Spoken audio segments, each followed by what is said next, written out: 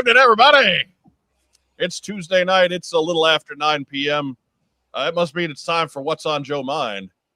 And we're a fan cast about the world of G.I. Joe. I'm your host, Mike Irizarry. How's everybody doing? Superb. You're good. Yeah. We were taking news in all the way up until 9:05 tonight. Thanks to Jeff Butler for pointing us out in that direction. But in case you didn't hear it, BMAC just announced on Instagram no G.I. Joe HasLab this year. It's fresh off the presses. Again, BMAC revealed that himself, so I'm not taking any credit for breaking any news there. And as Lord knows, Jeff pointed it out to us. So thanks to Jeff for that. That's marketing 101, baby. Right? What's a good time to release bad news? Maybe 8:58 on a Tuesday night on Instagram. There you go. There you go. They don't officially recognize that we exist, so that's probably why. Oh, I'm just saying, if you want to bury something, I'm surprised that wasn't Friday afternoon at 4:00. Right? Come on. Well, they were going to have to fess up to it tomorrow, probably. So. Right. PR 101. Yeah. We can't embarrass ourselves when Dan Larson's around. Joining me here in the top row, he is the former head of marketing for the G.I. Joe brand at Hasbro. It's the Honcho, Mark Weber. Feeling kind of punchy tonight. We'll see how it goes. Well, I mean, you did have your big Honcho versus Honcho match this weekend in AAA. Right. Were you original Honcho Americano versus newcomer Honcho Americano? I'm so glad that Honcho Uno through Siete were able to make it and get involved in the match too. Well, somebody's got to do the lucha spots because you're there doing the blood feud. Right. But let's make sure we have a girl there too, and a blind comedian, I think. And there was a lot going on. I loved every minute of it. Loved every minute. Like I told you separately, I think the things the modern audience likes are all things I don't.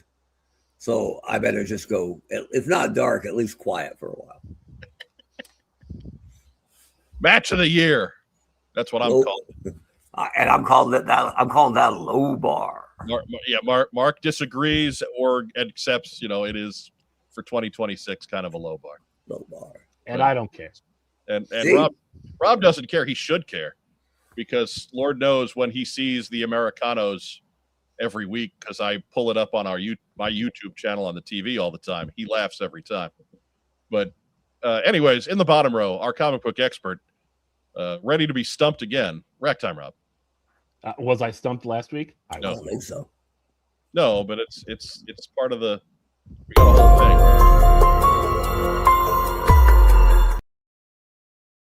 That right?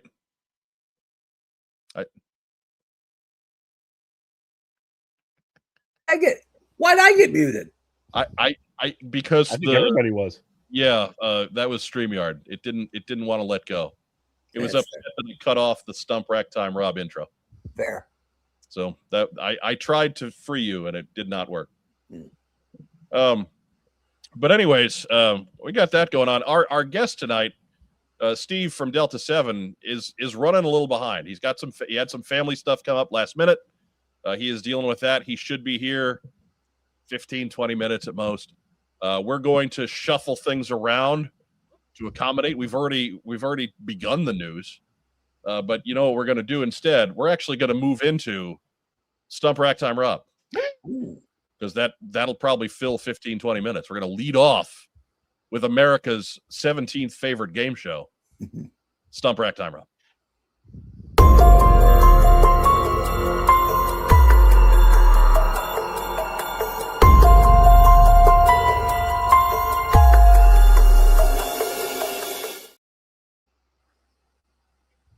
Stump Rack Time Rob brought to you by After Action Report. Command Files Volume 3. That's right. They're doing Cobras. It's right there. Right. It's there on Kickstarter for you. It is totally funded, so make sure you're going and checking that out. If you go to Kickstarter and just type in After Action Report, it'll pop right up on the screen. I'll get I don't think I have the link in it this week. I will get it there once the show is done tonight. Lord knows that I had enough prep work that some of it was bound to slip through my fingers, and missing a link, I'm willing to just take that as a win. That's all right, because who pushed it over the line? This guy. That's right. Right. Hey, Rob, is the school over for you? Yes. So for a week. You got to be half sauced right now. No. I'm just saying. I'm full of Chinese food and taking on all comers. DraftKings just put up the odds on Stump Rack Time Rob, and they're a lot worse than last week. Maybe they got bad intel. Yeah. Did not pay attention to last week's show. Rob went 5-0 last week. We got a little help from our guest David T. Allen, but 5-0 on the week. Got a little extracurricular from the honcho. Mm-hmm. That was the equivalent. Like after the ref had already signaled for the bell and raised Rob's hand, Mark clocked his opponent with a chair. That was the equivalent of what Mark brought to the table. So that's the kind of energy we like. And the crowd immediately chanted, "One more time, one more time." Oh yeah, what show did Stump Rack Time Rob bump down to number 18? Was it Tic Tac Doe? Perhaps. I mean, I think Tic Tac Doe reruns actually chalked in at number 16. Yeah. Which wouldn't surprise me. That's a quality game show. I got the dragon, man. That's spooky stuff. And Jake Martin did. Dustin Jeffrey says Card Sharks. Right. I mean, with oh shoot, I've just totally Bob Eubanks in the later seasons. What was the one that had devil in the name and it had a host who kind of looked like the devil? Well, the Joker's Wild had the devil. You didn't want to come up on the. Was that it? I'm trying to remember. Yeah, the devil was very good. Yeah, the devil was what beat you in the Joker's Wild. Might have been Joker's Wild. I had a run. But the host had like the eyebrows, right? That I don't. Hey, maybe that's where they went. Right, they're very. The devil stole your eyebrows. But Josiah Alcorn asking if super chats are working. Super chats are always working. We got a computer to buy. So, but yeah, After Action Report Volume 3 live on Kickstarter now. I'll get the theme music going.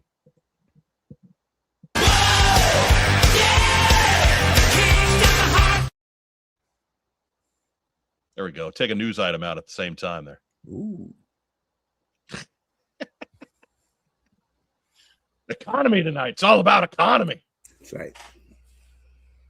So here we are on the game board. Again, Rob 5-0 from last week. This week, we are dealing with, and of course, here's promo slide, character guidebooks by Greg Augustin, edited by Josh Eggebine. Thank you, Greg and Josh, again for doing all the work for Stump Rack Time Rob. They don't give me images. They send me the whole slideshow. Just done. Signed, sealed, delivered. Done. Can't ask for more than that. Question number 1, today's topic, Cobra Commander. What was Cobra Commander's job before starting Cobra in the comics? Or I guess perhaps more literally, in the comics, what was Cobra Commander's job before starting Cobra? Wow. That most unscrupulous of positions, used car salesman. Right? The only thing that would have been worse is lawyer. There it is, used car salesman. I was going to say alien scientist, but what do I know? I mean, maybe before he took off from the Himalayas. Nah, that'd be lame. Sounds like you won Zelda.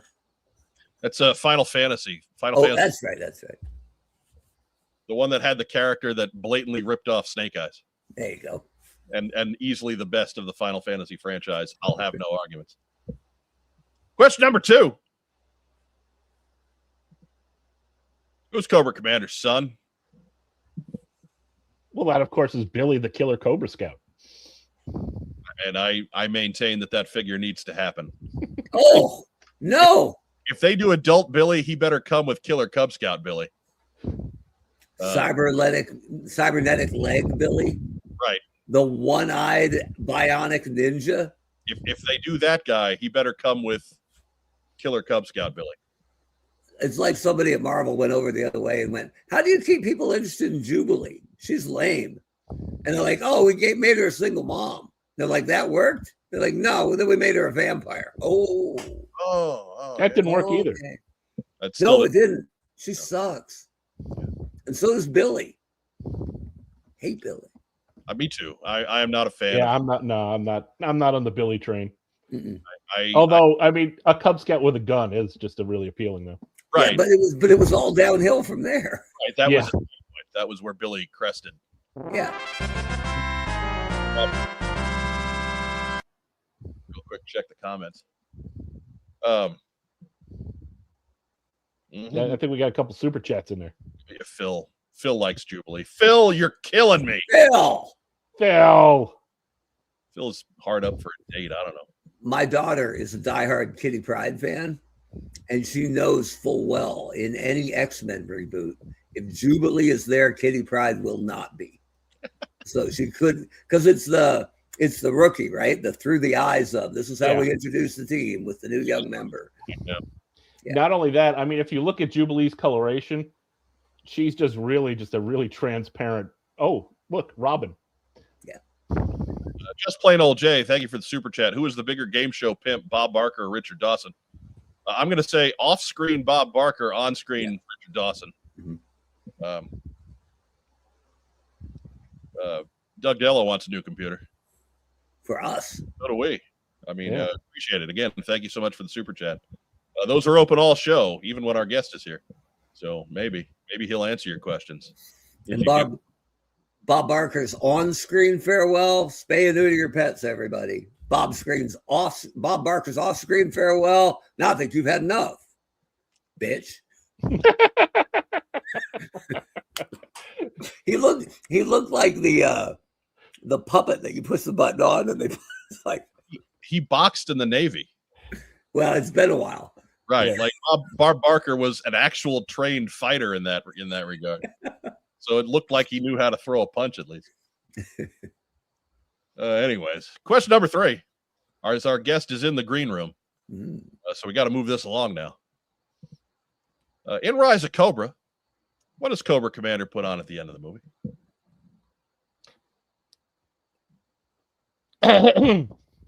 What does he put on at the end of the movie? Well, he puts on the. Don't say it. Don't say it. Okay, let me see here. I remember he has to say it. That's the whole game. Yeah, he puts on the mask, the Cobra face mask. And our answer is that weird, stupid looking mask helmet. I'll take that as a win. Yeah, the thing that said that's Cobra Commander. Yeah, I didn't think it looked bad. I just didn't think it was necessarily Cobra Commander. Yeah, it didn't look like Cobra Commander. Like I said, and underneath, meat face.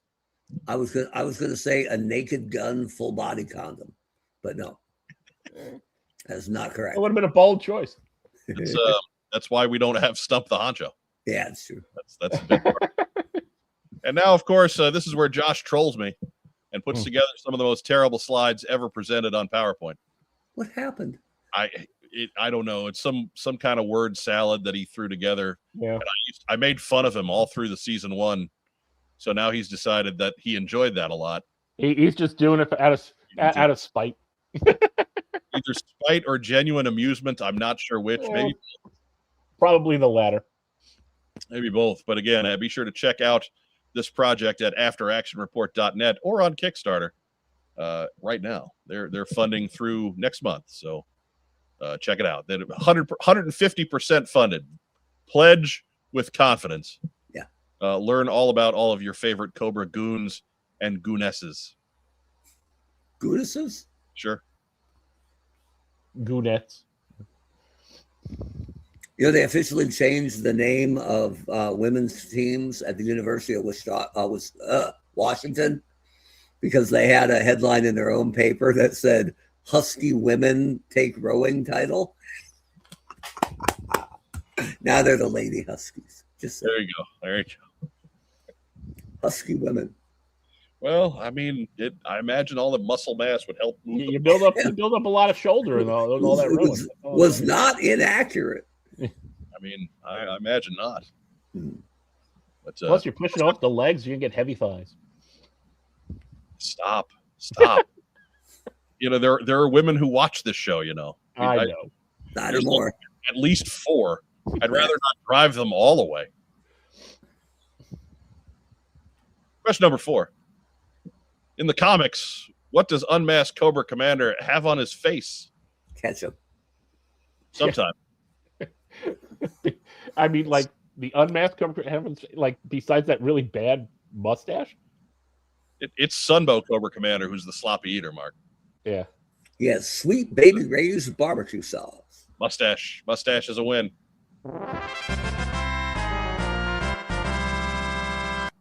And for the record, I apparently rock the mic. It's right there. It's right there. Yeah, but go ahead, Mark. He didn't spell it with a C, so I know. what mic are you rocking? I got to do a lot of things to run the show here, man. A lot of things. That's fair. A lot of terrible, terrible things. It could be just something that starts with M. You're using the NATO alphabet. Oh, Question number 5. On Cobra Commander's first file card, that's the mail away. Mm-hmm. What is his code name? Enemy leader. Final answer, Mark. You got anything to add? Like, do I have a different guess? I don't know. You just been quiet. Believe his name was Oladipo Ogun Fididimi. / helicopters. Leader is correct. Enemy leader is good. Easy. I thought his file name was classified. That's his file name. Yeah. Code name. Code name. Okay, got it. Code name on this one. Fair enough. I always thought it should have been enemy leader, code name Cobra Commander. But anyway. Right. It seemed like they got that backwards for all of the Cobra troops in that first wave, but whatever. It clearly it held things up. The line only ran for 12 more years. I guess that's fair. You know. Continued. They were cursed. You know, got struck down several times, only to rise phoenix-like from the ashes.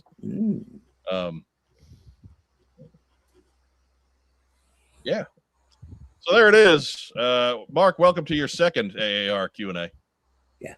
And again, more bad slides because they really amuse Josh. But there you go. Again, check it out on Kickstarter. We'll have a link down below in the description once we get done with the live show. I had plenty to do this week. If that super chat goes nuts, maybe we can get Josh a Canva subscription. Maybe if a little goes, get a little extra. A little Canva in there. A little extra. Pull that out of there. Nothing on that program is intuitive. Nothing. Yeah. I think you're going to get slides that look just like that. And yeah. Wait, one more time. I'll let's all get ourselves an anxiety attack.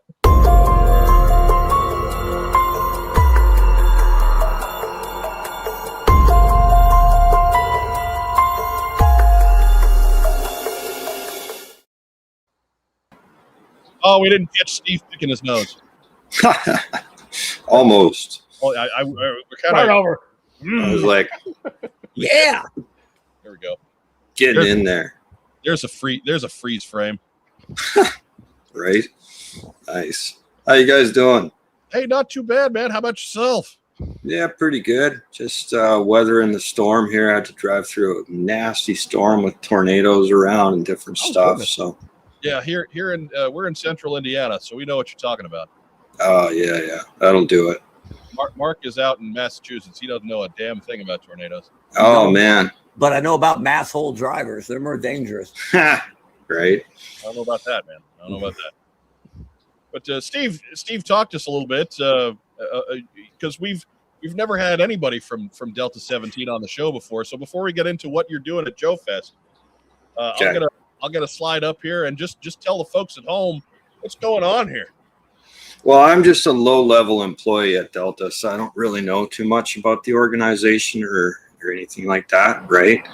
But from what I understand, it's an O-ring line, and what you're looking at there is Wave 1 +1, I guess. You know, the red guy on the bottom right there was our exclusive for 2024. He's a repaint of the gray robot Okami ninja, right? Everybody needs robot ninjas. Right. So, yeah, that's our wave 1 +1. So, you know, they got an invite to some wedding that said +1. So we added in the red ninja. But yeah, it's cool. Ninjas get you cartoon deals.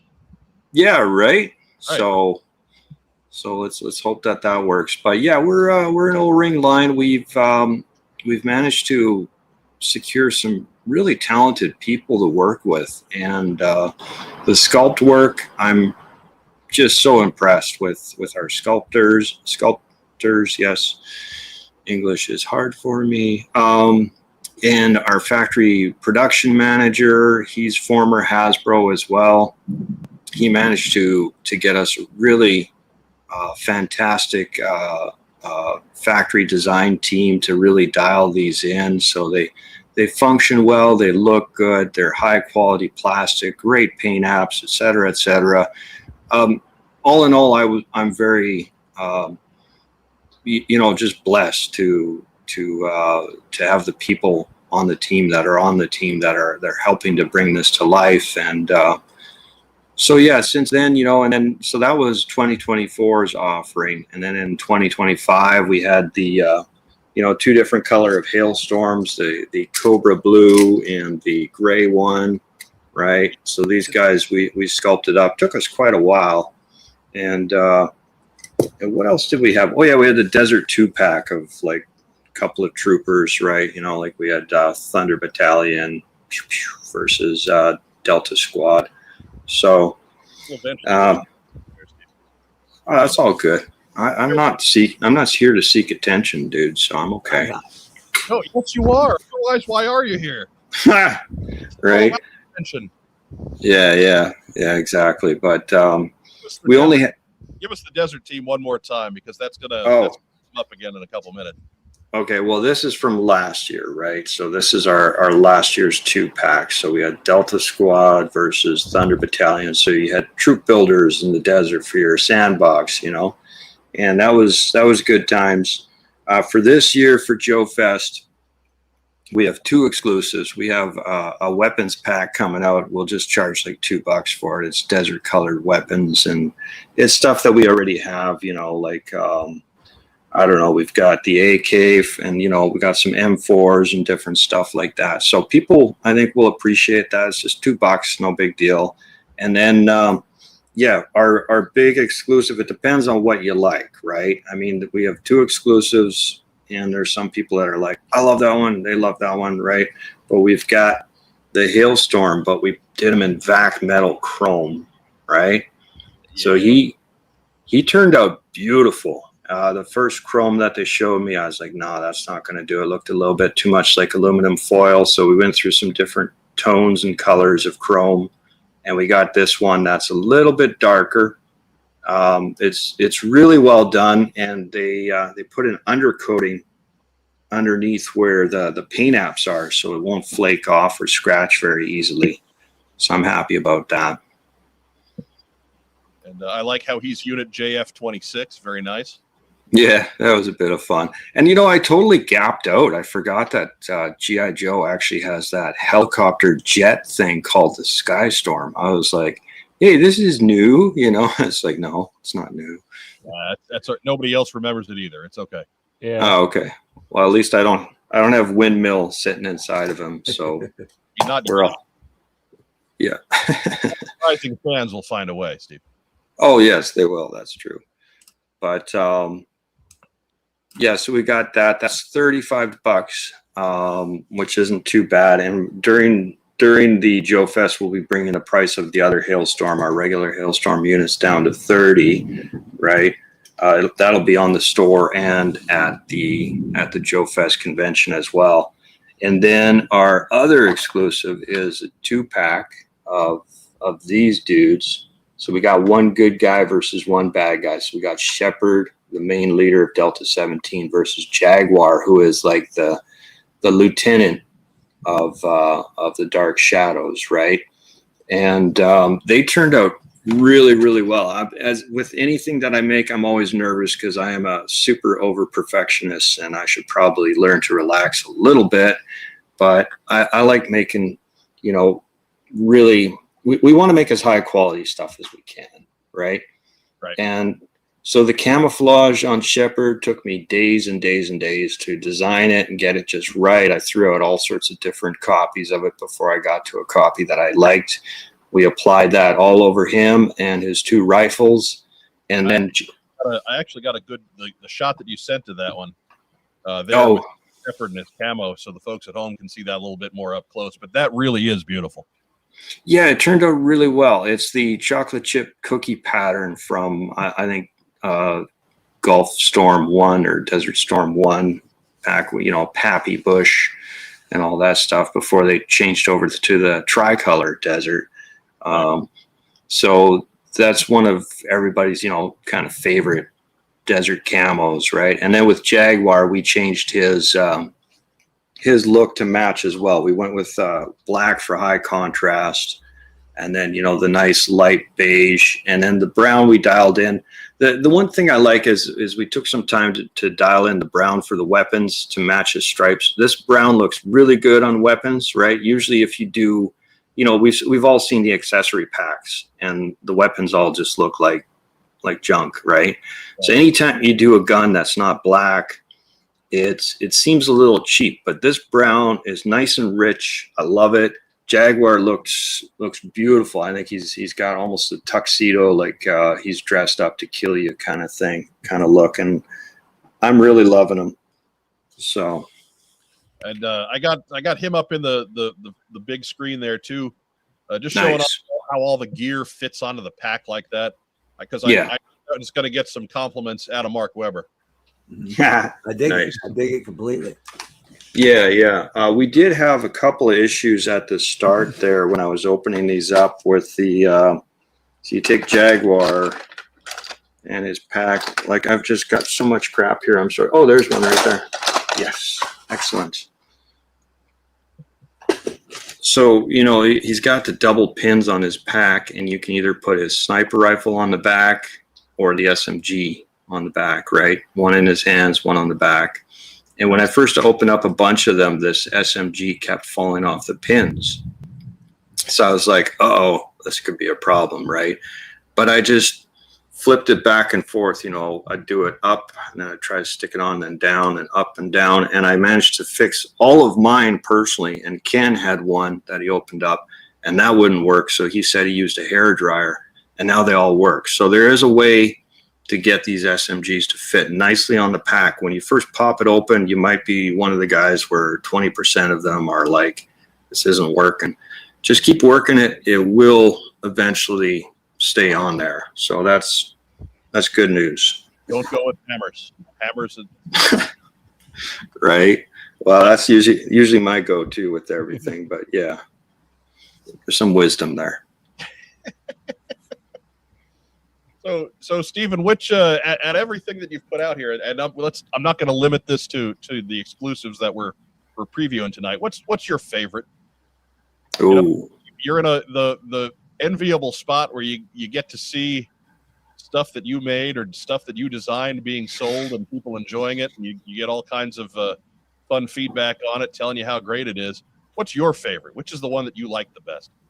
You know, it's weird. Like, I know this sounds like a bullshit answer, but it's actually true. I cycle through them all. Like, ever since I was a kid, I'd walk around with a G.I. Joe in my pocket, one or two, right? And that was before cargo pants, so it got a bit awkward.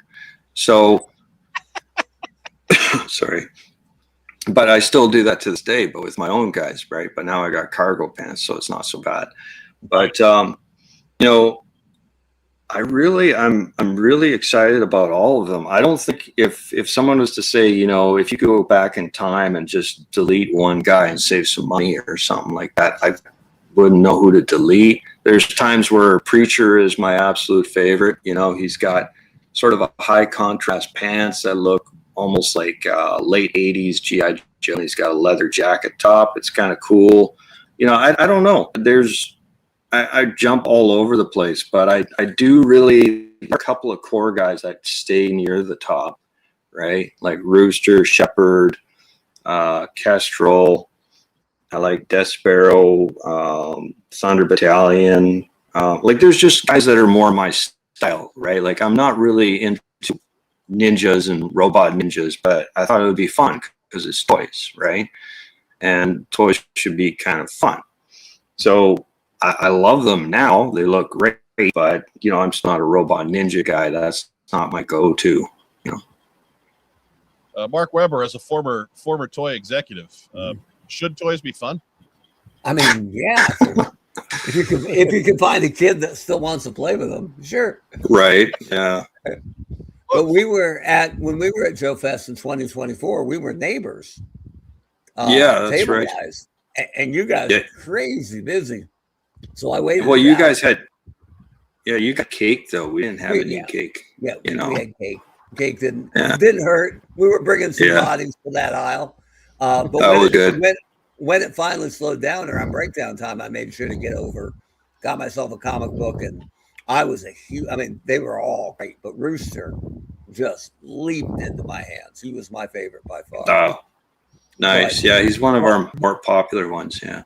But that VAC metal is incredible. You guys did a really good job on that. Yeah.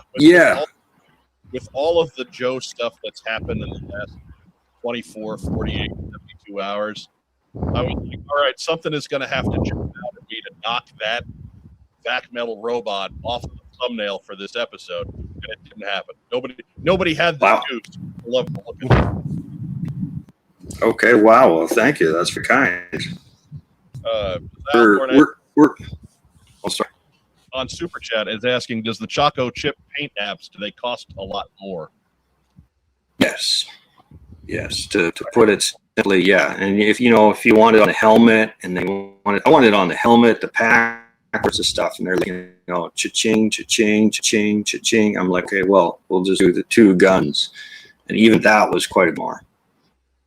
Right, I'll get it up there in the thing. Yeah, just the guns, and then all of the individual part. Like it really looks good. I love the detail on these guys. Well, thanks, man. And that 2-pack is going to be $45 for the 2 figures, correct? Yeah, and the other 2-pack, the Desert 2-pack with the troopers, we're bringing down 40. I'm not sure if we're just doing that for a week or if we're doing that. Ken tells me what to do, and I just okay, sure. And after Joe Fest, these will be available on the website as well, correct? Yeah, we might. They're already at the fulfillment center. They're already ready to go. We might hit button while we're at Joe Fest, just because hit it when the iron's hot or whatever they say, right? Right. We might do that. Wow, that's a lot of light. Or we might wait until after Joe Fest. I'm not sure. I'll talk to my boss there, Ken, and we'll see what he says. We'll let you on social media, and you'll get all the word right from the. Yeah, exactly. Also, the Joe Fest exclusives, you save 10% with partners of 3 or more items at Joe Fest. Is the word that came down. So right there, if you're thinking, hey, I'm going to be at Joe Fest, I'm going to get at least 3 of those Skystorm tanks. I need some sweet chrome in my life. Well, right there, you're going to save a little coin by taking care of that in bulk. Yeah, and a lot of people, they like to trick us. They'll throw in just a couple weapons pack and 1 figure, and it still applies. Ken says to buy pizza. That would be good. Go wrong there. I mean, it should be noted that Stephen is coming to us live from Winnipeg, where they are having tornadoes. I'm south of Winnipeg, about an hour out in the country. And so, pizza. Do they have pizza that far north, man? We never heard of that. Like I was trying to build a pizza oven in my igloo, but it just doesn't work. Caribou kept pushing it over, right? So, yeah. Fantastic. Damn caribou. Right? I mean, Right. the dryness. I love it. Yeah. Noah Manchild says that Super Trooper needs a robot buddy. Yeah. Somebody to wrestle. Yeah. Absolutely. And yeah, there'll be 10%. There's always 10% off on our website all the time if you buy 3 or more. Sometimes some people buy, a couple weapons packs to trip that discount, and, go ahead. One thing I want to say is I do want to apologize for not being more abrupt with our comics. We've got the layout for the next 3 or 4, well, 2 to 3 for sure, all laid out. It's just a matter of time and money. It's amazing how expensive it is to make one comic. I think the first one cost us about 10 grand. So, with the art and the color and then the printing and then all of that stuff, right? So, yeah. But we'll get on it after Joe Fest, I think. And the Hind. The Hind is being worked on right now. It's looking really, really good. So fill in a little bit more on that project, man, because we haven't talked about it here on the program. A Hind helicopter is something that is in your radar. Yeah, let me look here at some. I can send you a couple. Oh wow, Photoshop is taking its time. I shouldn't have clicked on it. No, it's like. Anyways, I'll go over to what you call it, File Explorer. Yeah, you go to alt.black.com/helicopters. Either. Yeah. That's the one. That's the site right there. Find master folder. Let's see if I can show you guys something interesting. Johnny. So we got a guy, the guys who sculpted it, they're Odd Frog is what they call themselves. Odd Frog Entertainment Company, I believe, is their full name. And they're out of California. They made the Bandito, these 2 guys, Kelly and Eddie. So they're quite fantastic, very talented guys. They can sculpt up all sorts of stuff, but they do a really good job with vehicles. It's hard to find vehicle guys.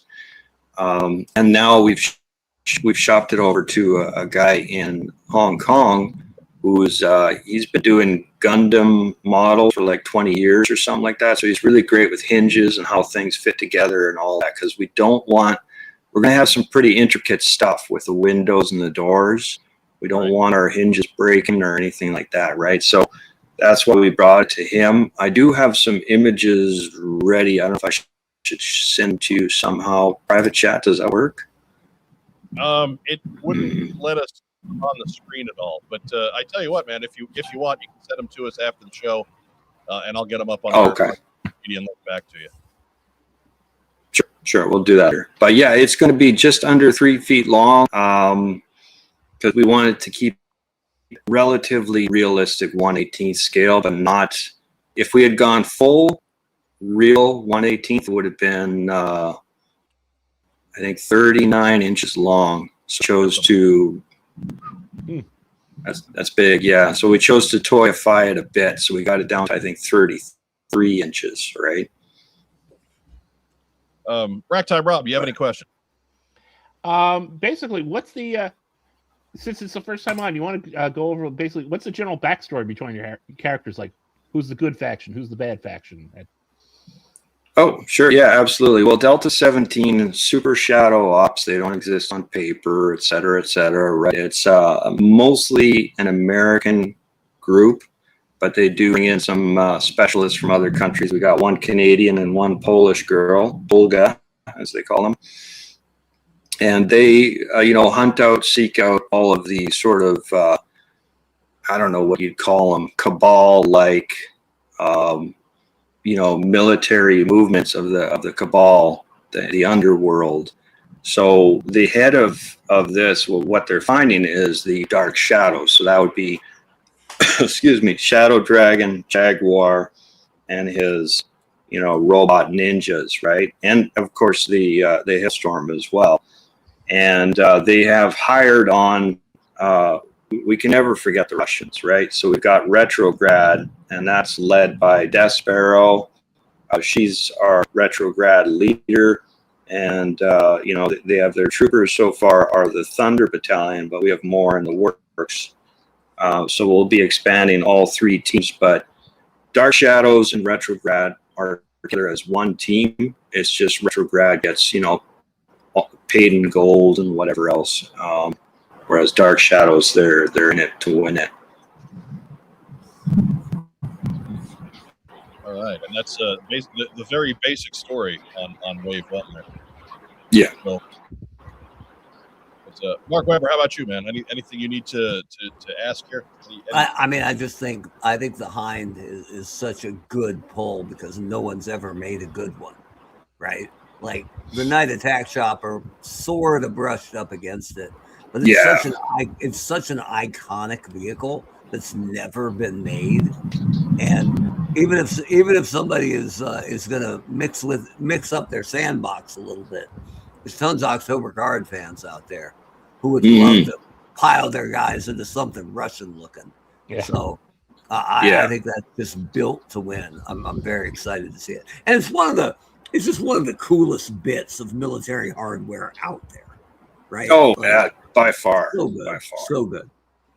Yeah, it's my favorite military vehicle out of all vehicles, and there's a good reason why no one's ever made the Hind. The more we work on it, the more we're like, holy cow, this is insane, right? I mean, just for the rear wheels, the rear wheels fold down, but there's 2 panels that open in opposing manners.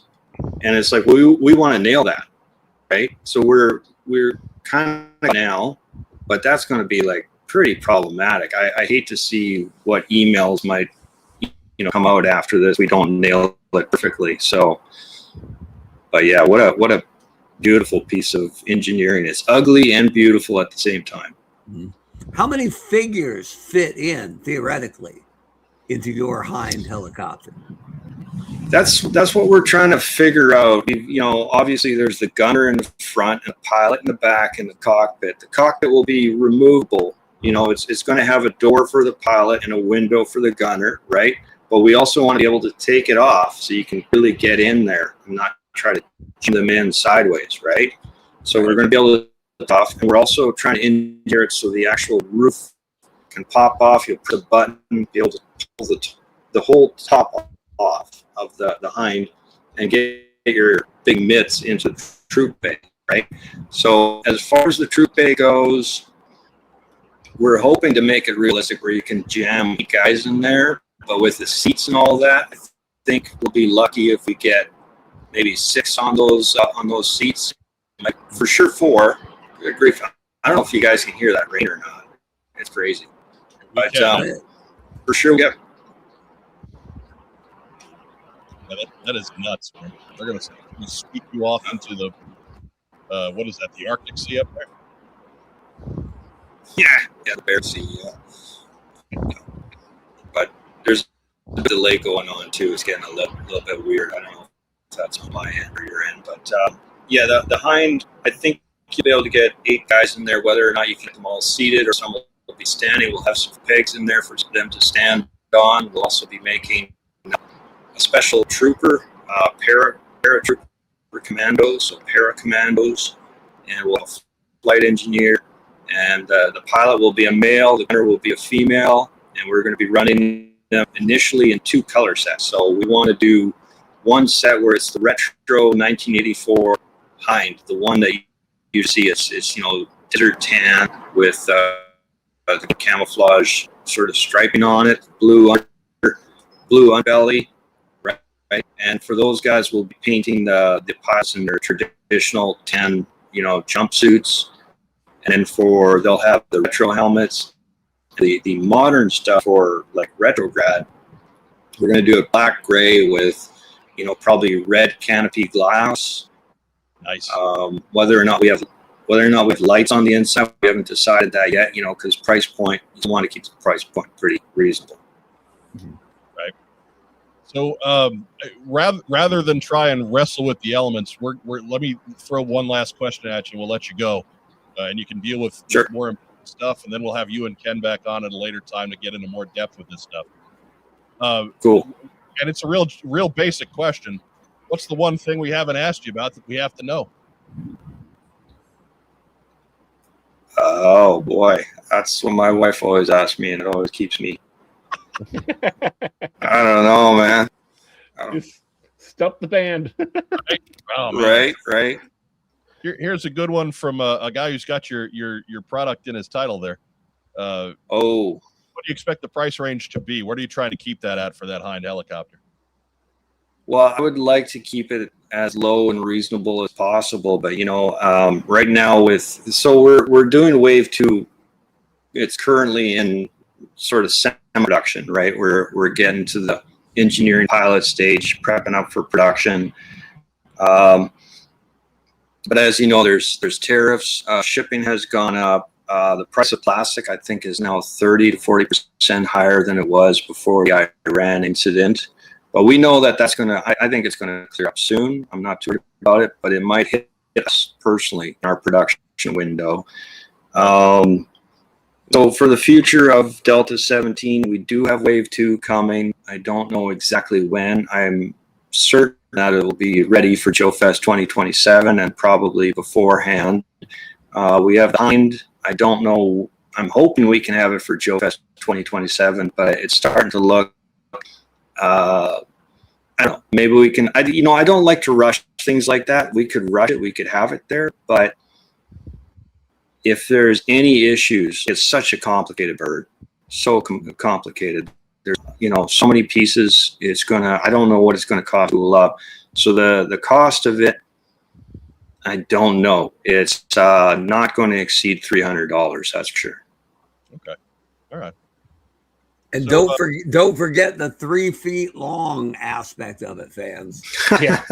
Before you recoil in horror, Right. Yeah. Well, it's just under 3 feet. We took off that much. So yeah. That's fair. Right, Mark. It's only 33 inches. Come Right. on now. Yeah. Come on now. Yeah, but we're making it so you can take it apart for storage and all that stuff. The tail will come off, the rotors come out, the wings come off, different things like that. So, to store it away or whatever you want to do. Sorry. You're good, man. No, I'm concerned because, again, we continue to hear the weather pounding right outside your door. So I'm concerned about your safety. I want to get you out of here and so you can pay attention to more pressing duties like keeping yourself like the wrath of God. right. Right. Yeah. Exactly. So, you got any last words for the folks at home, Stephen? No, just, God bless you. We're going to keep on working hard and hopefully we can provide stuff that people really enjoy. We'll do our best to keep the quality high. If you have any issues, reach out to us. We'll try to come right. There we go. And of course, you've got the website up in your window there. I only pop it up in a where'd it go? Where's my banners? There it is. Oh, yeah, you're an amazing graphics guy. Right. Pop it up at the bottom. Oh wait, no, that's the wrong one. No, it isn't. Oh, there we go. Delta-17.com. Be sure to check that out yourself. Again, they will have these exclusive available starting Joe Fest weekend, and maybe sometime during Joe Fest weekend, you'll be able to go to Delta17toys.com and order them for yourself.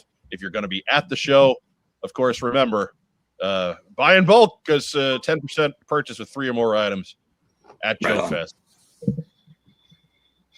Yeah, you bet. Follow Delta-17 on social media. We've got them linked up in our various social medias this week. So if you're on Instagram, you can find them on Instagram through our post. If you're on Facebook, find them on Facebook through our post. And if you're, of course, on YouTube, well, here you are watching the show anyway. But yeah, Stephen Platt, man, thank you so much. It's been too long. I apologize for not having you in sooner. No worries. Yeah, I think to finally get it done, right? It's nice to meet you guys, on the virtual webs. Right. We gotta get you back when you're not getting pounded by hundreds of pounds of rain every minute. Yes. Yeah. And tornadoes. Right. I'm trying not to put attention on that, Steve. Ah, darn, I did it again. Live from Oz. Yeah. Right. But all right, my friend. Have a good rest of the night. Stay safe. Yeah, you too. Later, guys. Thank you so much. Thank you, Steve. No problem, man. And thanks to Ken as well for setting everything up. He had stuff going on tonight, or he'd have joined in too. But you know, hey, sometimes it doesn't work out that way. I mean, I don't want to jinx it, but it might have been Steve's last podcast appearance. Just Right. saying. It's possible. It's possible. He's gonna wake up. He's gonna wake up in medicine hat. And nothing good ever comes when you wake up in medicine. No, he's gonna wake up in cam loops. Yellowknife. Yes. We will be back with a chock full news segment right after a quick word from our wonderful friends and sponsors at Kokomo Toys. Stay with us. We'll be right back. We buy, sell, and trade vintage and modern toys. G.I. Joe, Star Wars, Transformers, Marvel, DC, and more. Located in beautiful downtown Kokomo, Indiana, we are open every Wednesday through Saturday from 12 to 5. It's a theme park of nostalgia. Join the thousands of people who have traveled from all over the Midwest for over a decade to buy and sell with us. Get your geek on. All right, and we're back. A lot of new faces in the chat tonight. Be sure you're doing all that cool YouTube stuff. Help us out. Give us a like if you haven't done that already. Do that cool share in your G.I. Joe circles. Leave a big boy comment down below. And of course, if you haven't already, subscribe to the channel. Because I mean, you've already watched this much of the show. The algorithm is going to continue to recommend us to you for the rest of your natural life. You might as well. Every week, anywhere between 20 and 30% of you watch the show and are not subscribed to the show, and I don't get that. So, because we're not exactly short content, pop in and out kind of programming. We're a weekly news discussion podcast, and we're here for community. Damn it! And so, if you're in, go ahead and jump on in. We haven't bitten anybody in years. Mike, we got to do a show when there's absolutely nothing going on, and it'll be the all hot takes edition. So we all just drop like 20, take turns with 20-second rants that AI can chop up and send out there and call it content. Right. Look, I got a reckless hot take. We're all set to go, man. We can just throw that in there. I can smack that button every 20 seconds. Yeah, and I'll be like, "What's up with Bazooka's banana pants? That's the dumbest thing I've ever seen." Reckless hot take. See, 2 hours of that. Right. It's like gold, Jerry. I have to think that our subscriber numbers would change drastically after that episode. Nice bazooka zap. I guess you don't like thumbs. Reckless hot take. Thanks, Hasbro. Hasbro. 2 hours of that. Right. It's true. There are several channels out there that do nothing but that, and they've all got higher subscription count than we do. Yeah, all robots. Right. I'm willing to let that stay that way. But regardless, it's time for the news.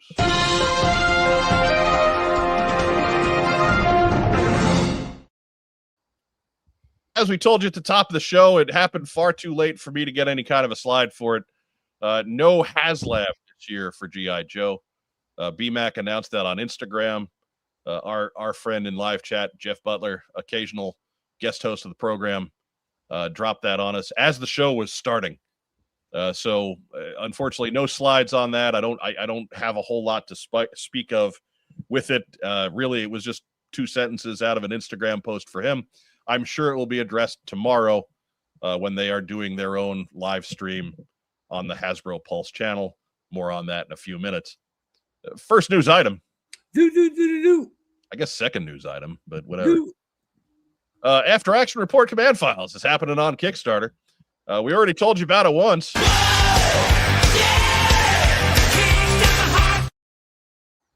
So if you don't know anything about it, go back and watch the beginning part of the show. Yeah, because that you should have been doing that anyway. I mean, we're here every Tuesday at 9. Show up on time.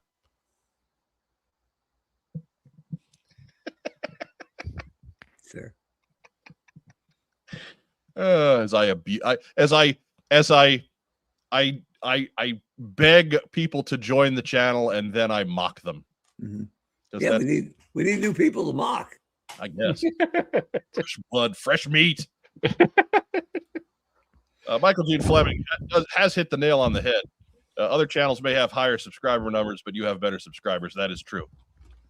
This is a community show. We're not. We Mark's talking about hot takes because it's not what we do. No.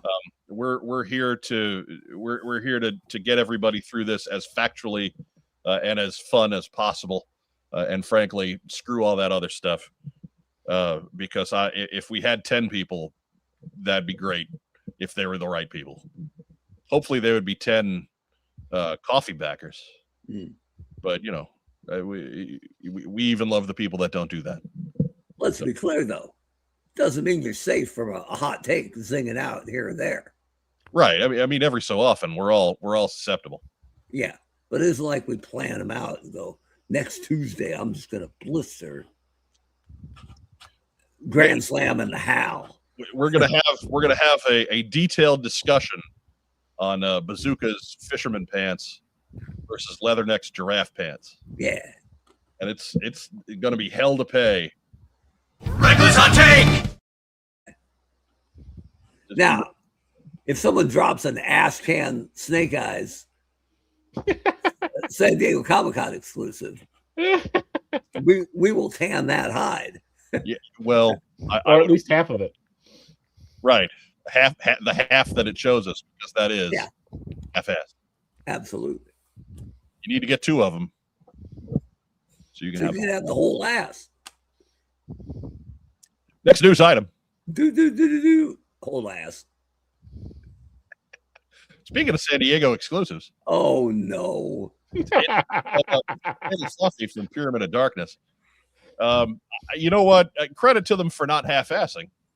Yeah. This is obviously a lot of work has gone into this project. I imagine that there are lots of fans that clamored for this. I know that 3 of them are not on this show.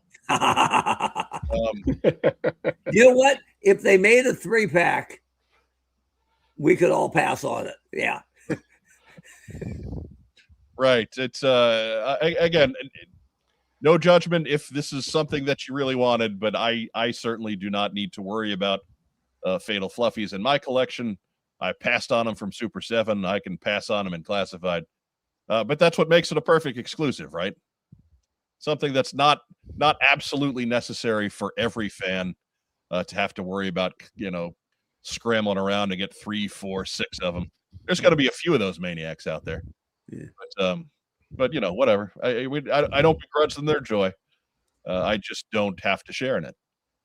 I do have to admit that fireball coming out of his mouth is kind of cool. Pretty good. That's all right. Yeah, I'll give him that. If you got to do a Fatal Fluffy, at least you're doing a Fatal Fluffy well. Is that a separate head or does it peg in? I think it pegs in, and he's got you can swap out the face on the Fatal Fluffy. Yeah. So on the next screen here, you can see there he's got the swappable face. This will be available on site at San Diego and in limited quantities on HasbroPulse.com post San Diego Comic-Con. Features the mini Fluffy.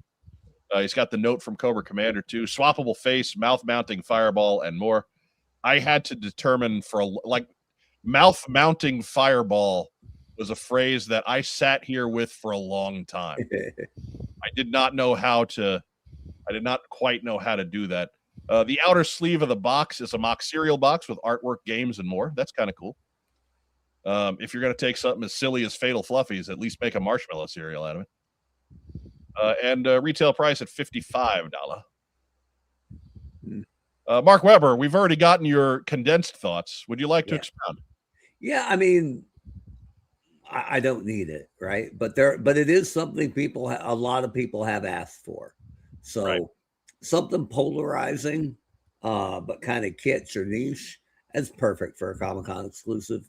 So if they were going to do it, this is where they should have done it. Yeah. So my only real complaint from a figure perspective, if you can show the last slide, Mike, and then come back to this, I believe we have the technology. I don't know if this is just doctored up photos or special lighting, but he's looking pretty shiny Colossus in these photos, right? Right. Now, so here's the after, here's the before, right? Right. Looking pretty dull gray.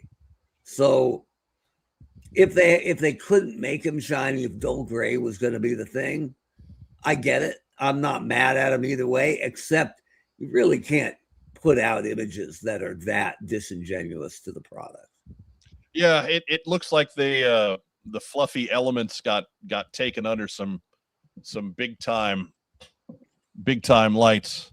Yeah. And then put into that darker background. But or they're the hand painted prototypes, and of course they're amazing.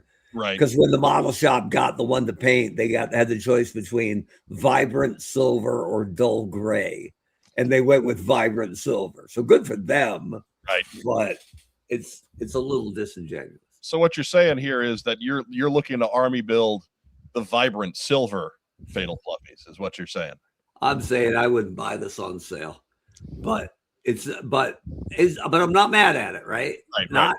That's something the whole fan community needs to learn. Not everything, even from your favorite brand, is for you. This isn't for me, right? But it's San Diego Comic-Con. If I really wanted this, it would be a bit of a pain to acquire. So, do I wish this was a Night Force 3-pack that I loved and had to have? Yeah. But I get it. Not mad at it. Also, don't need it. That's my perspective. They knew they maxed out Night Force when they did Night Force Beachhead this year. They know there's nowhere else to go. He wasn't even in Night Force. I know. I'm going to throw the flag on that. Look, man, he got that release in 2003. So it happened. He's been in Night Force for 20 some years now. That's not canon, Mike. Rack Time Rob, your thoughts here? Yeah, basically same thing as what Mark's saying. It's the perfect exclusive. It's nice if you want it, and if you don't want it, you're not looking at a hole in your collection. Right. Next up is the other San Diego comic exclusive, Shipwreck versus Cadet Deming from There's No Place Like Springfield. We've been telling you Cadet Deming was coming since they announced that female Crimson Guard. Like that's an easy one to figure out, right? But I tell you, the backlash on this one is interesting to me. But Mark Weber, what do you think of the set itself?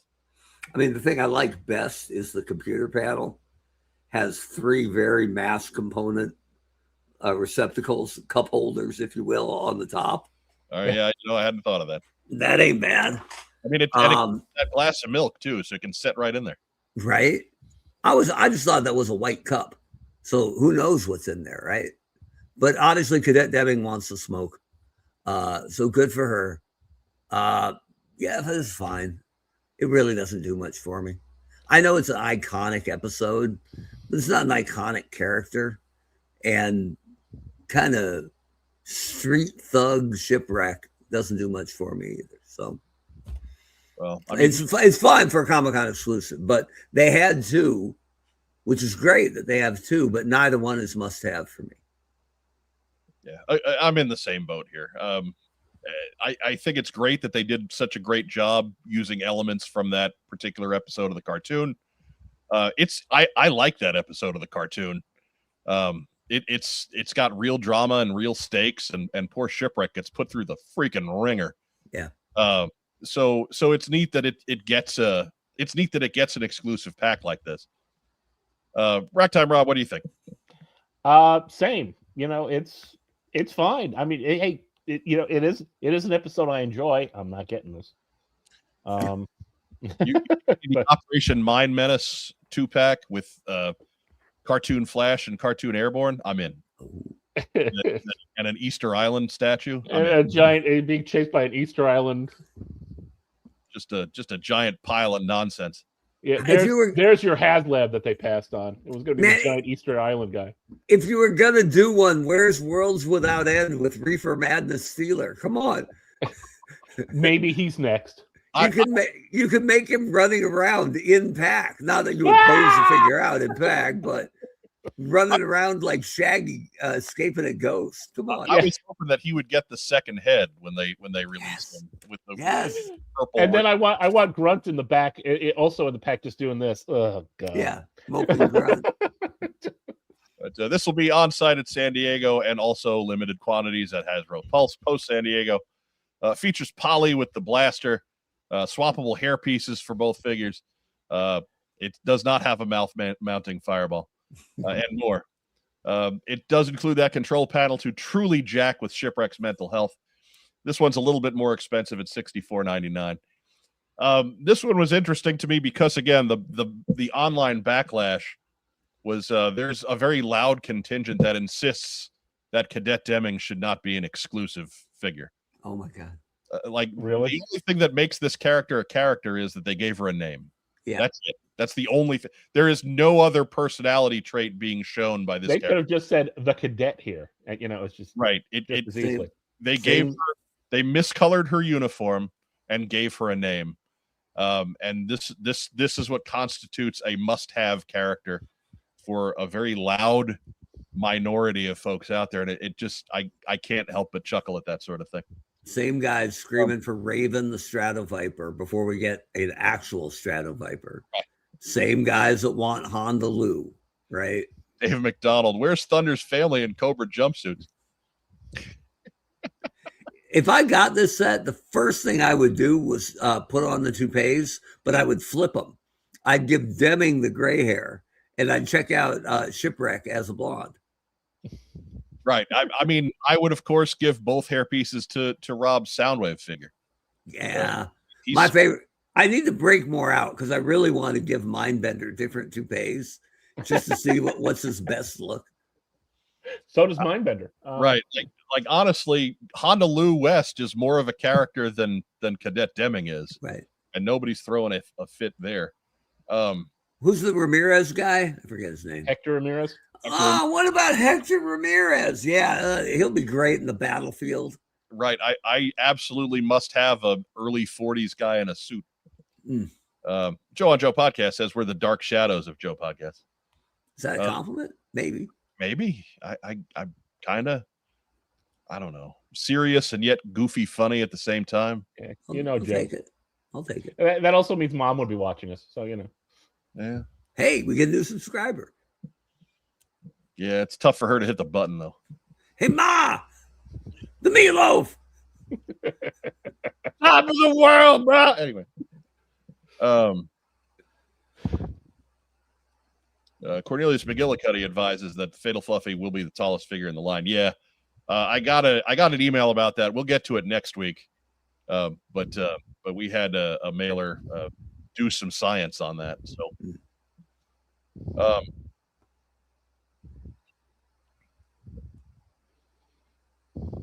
Tweet Joe Self agrees with us. Another easy pass, but it's perfect con exclusive. It's what they should have been the whole time. Yeah, I mean, I can forgive it earlier in the line when they did not know what Classified was going to turn into. Like they were just taking every opportunity to get core characters out that they could take. But I think with Runaway, the Runaway success that Classified has turned out to be, especially these last 3 or 4 years, this is Classified country right here, or this is exclusive country, and it's a fun set for San Diego. I don't need it. How bad are those brutal chest cuts? Oh, yeah. If you move Deming at all, then the front panel of the uniform doesn't line up anymore.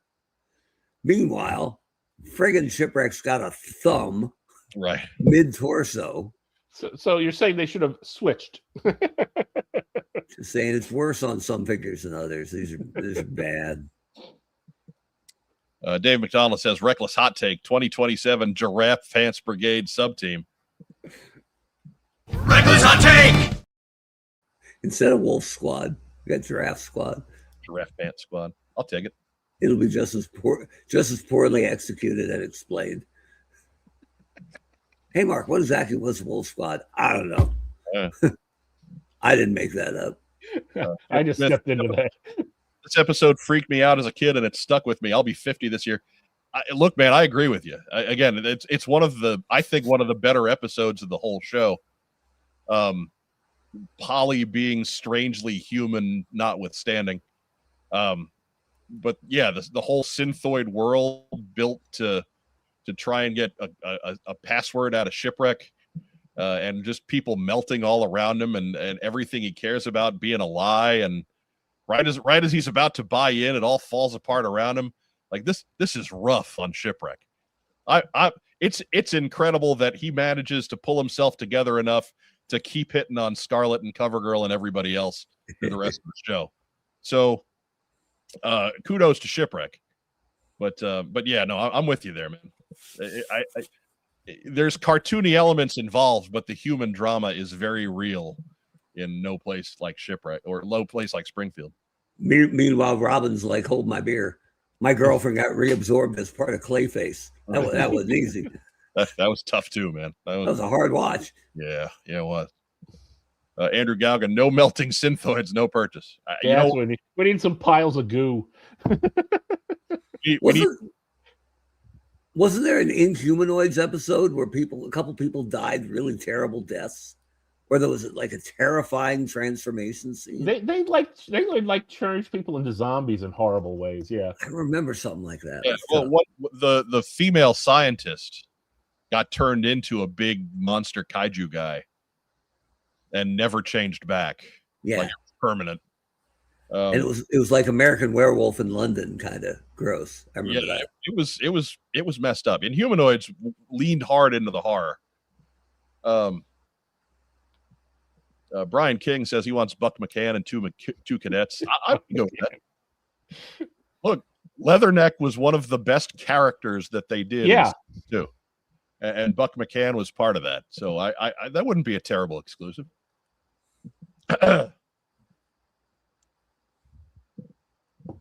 Yeah, Michael Gene Fleming on board. Beta Ray Bob, if they want a not exclusive Cadet Deming, just wait a bit. Super 7 will make one. I think that's true too. I think they'll get to that.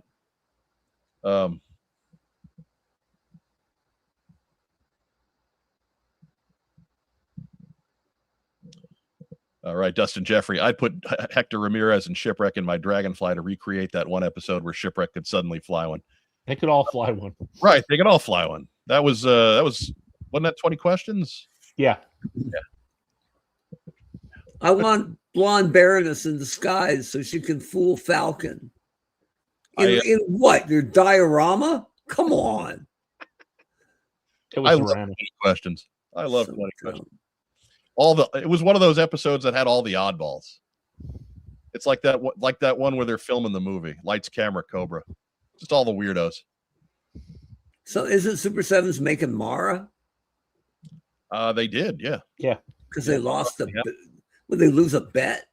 Look, man, that's what Super 7 should be doing, is the weirdos. Can't we do the girl who fell in love with Power Glide? Whatever her name was? She's Chameleon in the Energon universe. I don't even know what that means, but cool. It means she's hanging out with Destro. Right. It means she's dating Destro right now. Yeah. Okay. And then that ain't bad. Yeah, that's a step up. A Scottish Laird and all. You know, from Power Glide to Destro, that's a major win. Anyways. That girl likes metal. Next news item. Astoria Carton Ritz. Assisted nowhere man child. We got some digital renders and product shots over the last couple of days from some other stuff that we'll see in greater detail tomorrow. But here we see the Stealth Viper and Stealth Flight Pod, Snake Eyes and his Varmint ATV. And they will be a battle pack. So these are going to come together. No word on what the price point is going to be. They'll announce that tomorrow, I'm sure. This will be one of the things that goes available for pre-sale or pre-order, I'm sure. And if you need another repainted Viper and you need another repainted Snake Eyes, great. If you need repainted vehicles like this, also great. Again, not here to harsh your vibe. These are an easy pass for me. Ragtime Rob, we'll start with you this time. You're a Snake Eyes guy. What do you think? If you're going to call that thing a varmint, then the Cobra shouldn't have been a stealth Viper. It should have been somebody designed to look like Yosemite Sam. Maybe he does under that mask. Yeah, he would have been the great horny toad Viper. Yeah.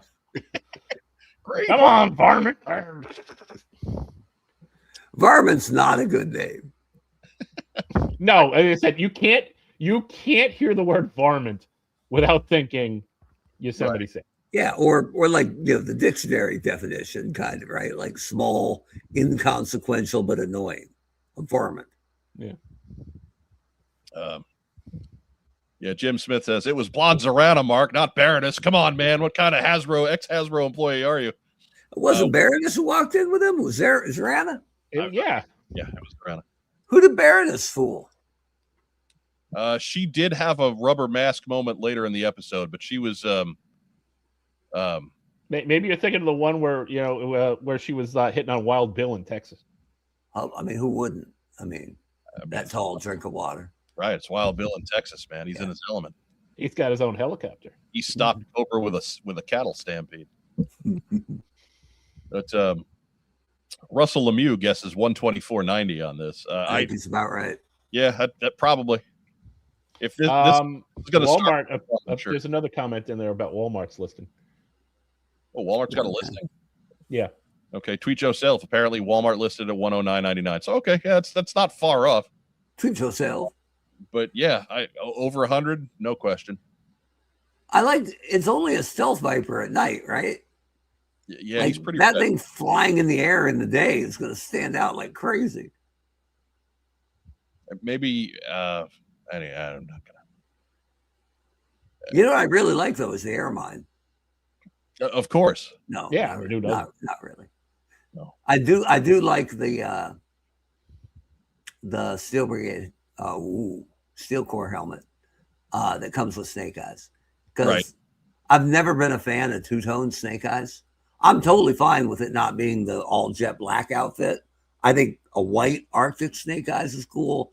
Desert camo Snake Eyes would be cool. Jungle camo. Jesus. Jungle camo Snake Eyes would be cool.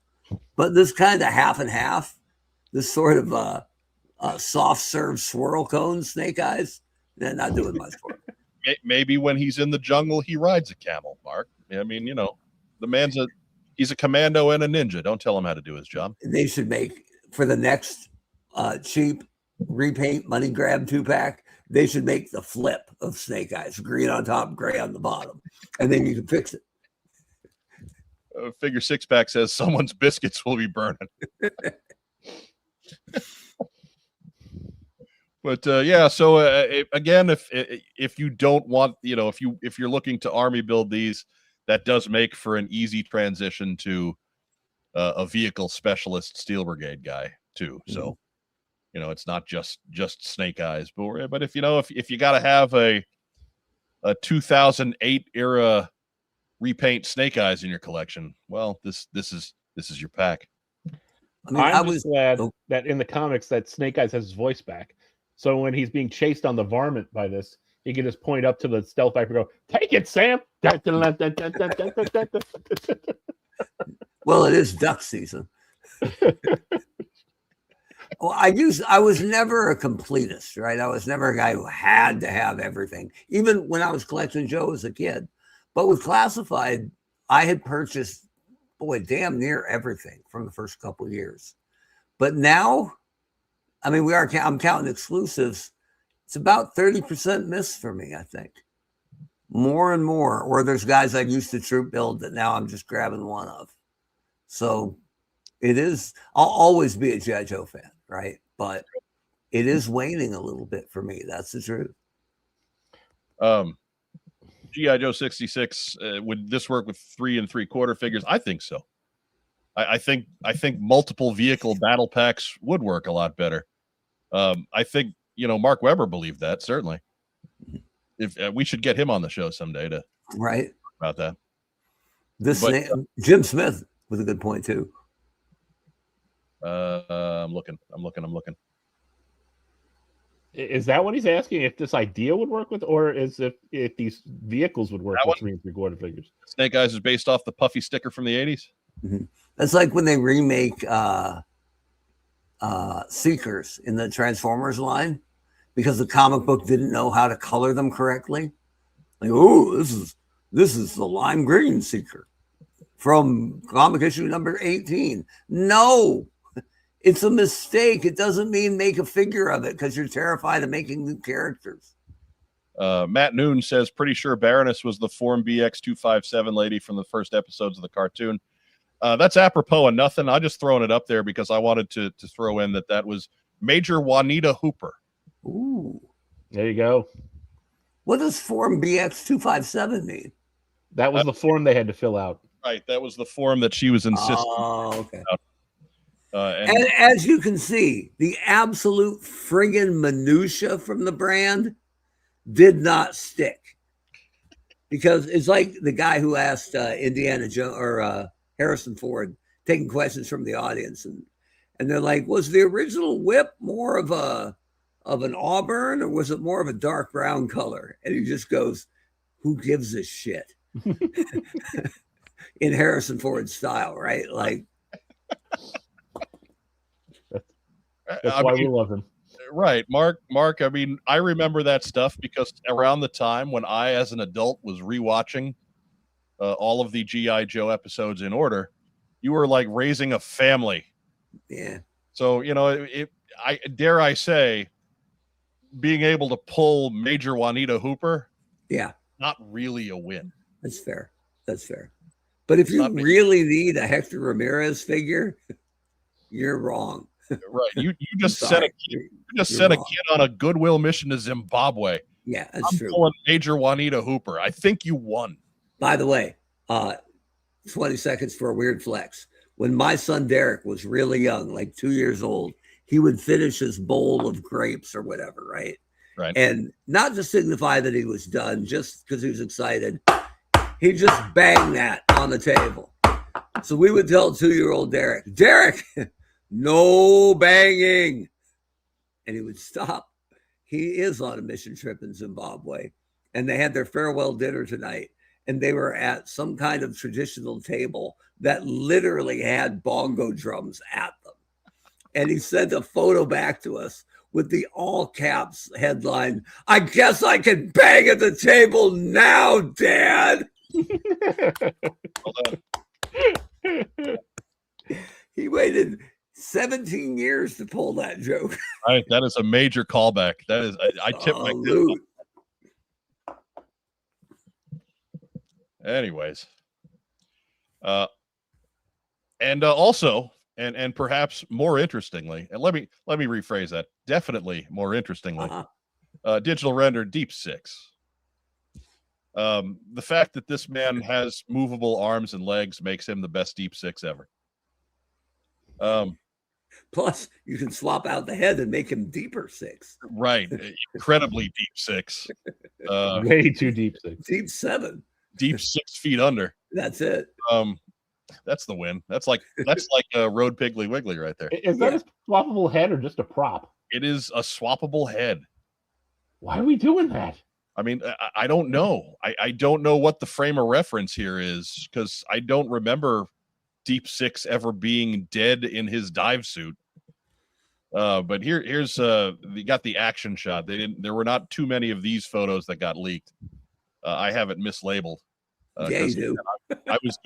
I was doing prep work until 5 minutes before the show started. That's why. Maybe some stuff got missed. So just take the words Deep Six off of there and imagine them on this screen, and it all works better. But yeah, he's got just a removable helmet. He's got the dome helmet if you prefer that. I like the nod to the 90s Deep Six with that other helmet right there. That looks pretty cool. If you want the update, he's got a removable backpack. He's got the big ass harpoon gun. It looks like he's got some movable fingers on there too, for that sort of thing. And arms and legs that work. Weird. Elbows, knees. Right. Rack time, Rob. What do you think? Yeah, this is a pretty good Deep Six. A much better Deep Six than we've ever gotten before. Yeah, Doug, we don't know the skull head. We don't know. But like the neck there, the below the neck is the same color as Deep Six's shirt. So I really think that's a swappable head. Maybe he's saving the multiverse and melting into the Speed Force. I don't know. We got Andrew Goggins going Dragon Ball. Torpedo Mike, I'm assuming this gets a repaint into Star Brigade. Maybe. Not bad. Maybe. Not a bad pull there. They're going to paint the legs green and make it deep sea diver snake eyes. Right. It'll be great.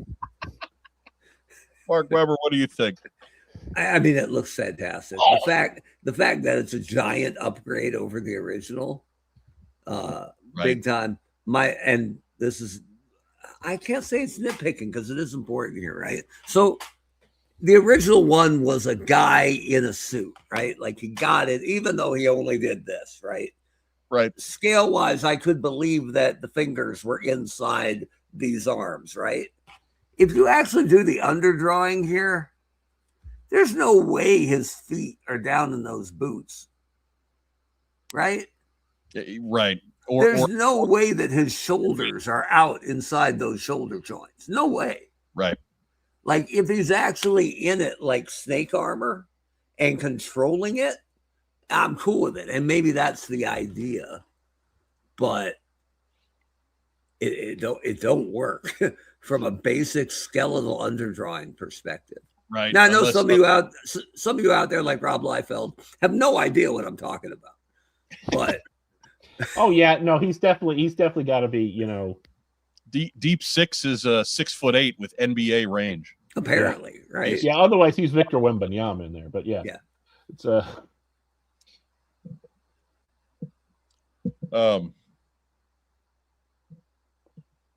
Dustin Jeffrey calls him Hulkbuster Deep Six. Yeah, I'm cool with it if that's the basic concept. But you can't tell me this is a dude in a suit, right? Right. The physics are a little off. No, he's probably got something like around the elbow there where the hands are manipulating the fingers down on the forearm there and stuff like that. But and to be fair, I gotta say this is the perfect kind of figure for that brutal chest cut, right? This is a glorious chest cut. Yeah. It's a robot basically on the outside, right? There should be a seam right there. So fantastic. Good for you boys. Finally, one that looks good in the torso. We've never heard glorious chest cut before. Well, we never got one before, Mike. Fair. I'm saying that I'm not even sure how to react to this. Mm-hmm. Or maybe he was 7'3" and someone shrunk his head. I don't know. The dark secret of Deep Six, we never see him out of the suit because he's wired in with no limbs. He's basically like the new RoboCop. Andrew Goggin is big on G.I. Joe body horror, and he is apparently, if he doesn't feast on enough human flesh, his head rots. Or Elseworlds Punisher, whatever alternate universe Punisher they just did. Yeah. Oh no, that was just Punisher and Hulkbuster armor. No, they did a Punisher in like the alternate universe future Daredevil, where Bullseye had amputated his legs and arms and was just keeping him alive on a wall to taunt. Oh wow! Ooh. Yeah, it was pretty dark until a lieutenant or something. The Bullseye was like, "Hey, boss, what are you doing with that cybernetic armor suit there on the wall?" And he's like, "I just like how it looks." And I'm like, "Huh? Wonder if Frank is somehow going to crawl himself over there with his tongue and murder 8 billion people." Is there a word for blatant foreshadowing that's so obvious it sucks? Right. Yeah, that's yes, and it's called Marvel. Guess what happened in book 4? Yeah. Yeah. Well, that's what you get. That's what you get. Marvel crap. Yeah, Marvel with all their multiple worlds. That sucks. DC would never do that. They do it a lot better. That's a low bar. Was it as good an alternate universe as El Grande Americano versus the original El Grande Americano? Well, what could be? Nothing that good. That's fair. That was awesome. That's fair. And I'm saying that completely irony free. That was incredible. Anyways, next news item. Also happened in this past week. We got this teaser from Big Bad Toy Store, and I stole the image from Surveillance Port. So thank you, Eric. And it was just 10 minutes of video of this box plopping down and a bunch of animated Cobra soldiers and Cobra commanders, hand popping out of the box and laughing maniacally. And it turned out that was a teaser for this guy, King Cobra Commander and his Cobra throne. That's where that crown that Lenny was showing off in the last live stream. That's who it belongs to right there. That's it on his head. And he's got that globe, and he's got the Cobra scepter, and this looks good. I dig it. Mark Weber, what do you think? I mean, I already got a dark blue Cobra Commander from, what was that garbage website bullshit they threw at us years ago? You're still bitter about Network? Network, yeah. Where they showed off a badly colored picture that made people think they were getting a dark blue. They didn't buy vowels and pass the savings on to you. And then they wouldn't answer questions about it and just send you the old one that was available for months. Right. Yeah. But this is full of win. And I love the teaser, right? Big Bad does really good stop motion stuff. And it just, if you knew, you knew, right? You didn't have to guess very hard. The only question was, will we get the hood? Which is one of the most requested things by Joe fans, right? So the fact that they put it out, they put it in something glitzy, they can make a little extra coin on it. Haven't got a Cobra Commander in a while. What was it? Battle Armor was the last one, I think. Yeah, last year. And I'm not mad at the crown at all because it looks completely removable. So if you don't like it, because I don't think he ever wore a crown, then you don't need to use it. That question. Any canon that includes the crown? Not that I remember. But you could see him wanting one. Right. So I dig it. I'm completely happy with it. I assume this is $50 to $60, probably. I think. Brian King says, looks like issue 100 Cobra Commander. BMAC in that same Instagram post that said that there would be no HasLab. He also noted that the crown is removable. There you go. So the crown. I mean, I figured it would be because they did show us that piece all by itself. So. Yeah. So this is slick. This is full of win. The brutal chest cut sucks, but what you can do, it's a minor complaint because the whole line's like that. But this is full of win. This is the best thing I've seen from them in some time. Yeah, this is really cool.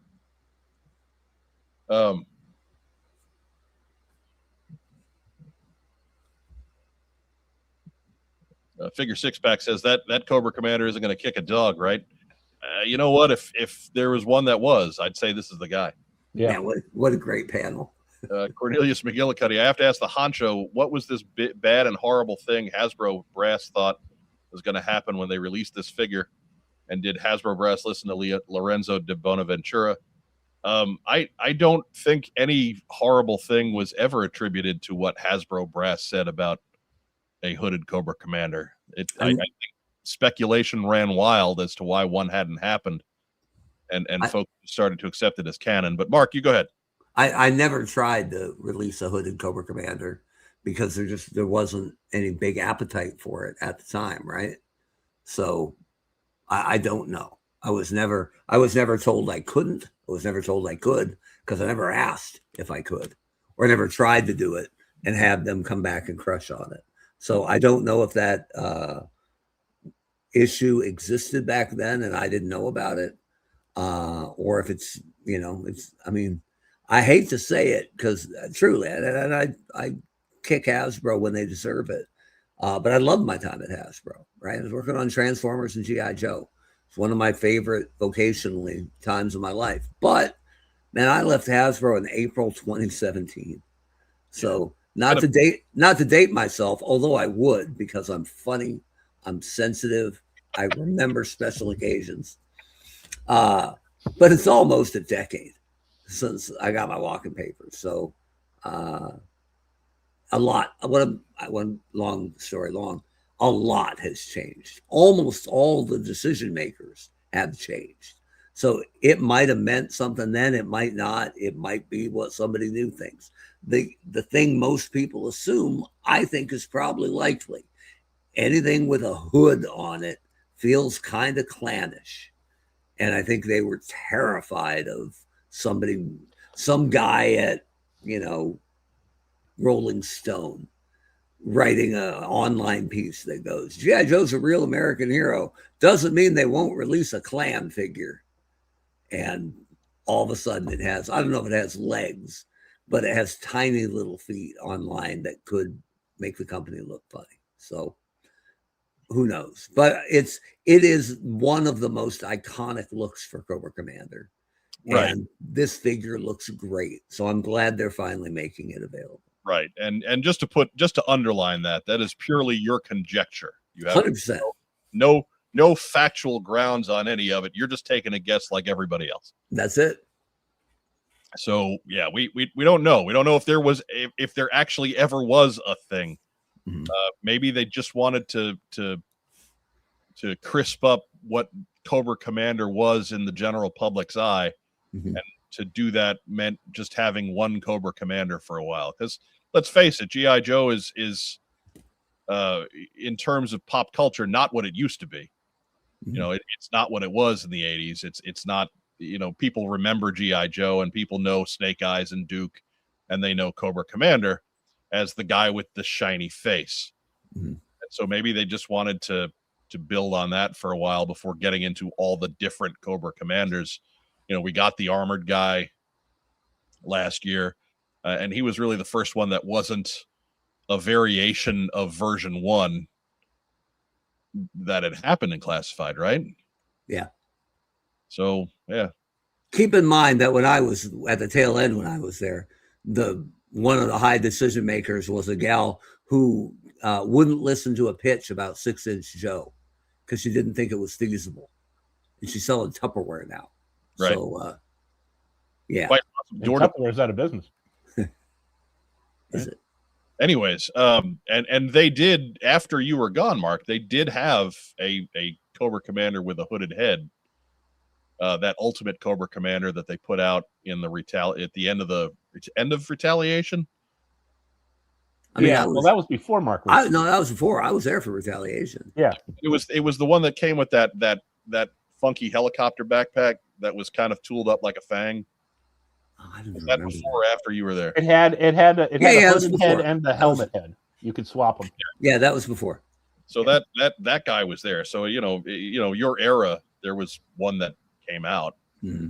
So it was like 2014. It stands to reason that I could have made one had right. I wanted to. But if they had just made one, because I was on Joe from 16, the end of 15 through 17. So anyway. They would have taken it out of your item count. Yeah, they would have, unless it was a straight re-release. So that figure's got a head. It's coming out of your item count. And I wanted to make new figures. Crazy me. Right. And just to clarify a statement from last week's show, I had nothing to do with any 5-point of articulation G.I. Joes. Nothing. That was before my time. Yes, it was. Because I would have, and I didn't kick and scream often, but I would have kicked and screamed. I would have said, just leave the figure out. Save right. $2. Right.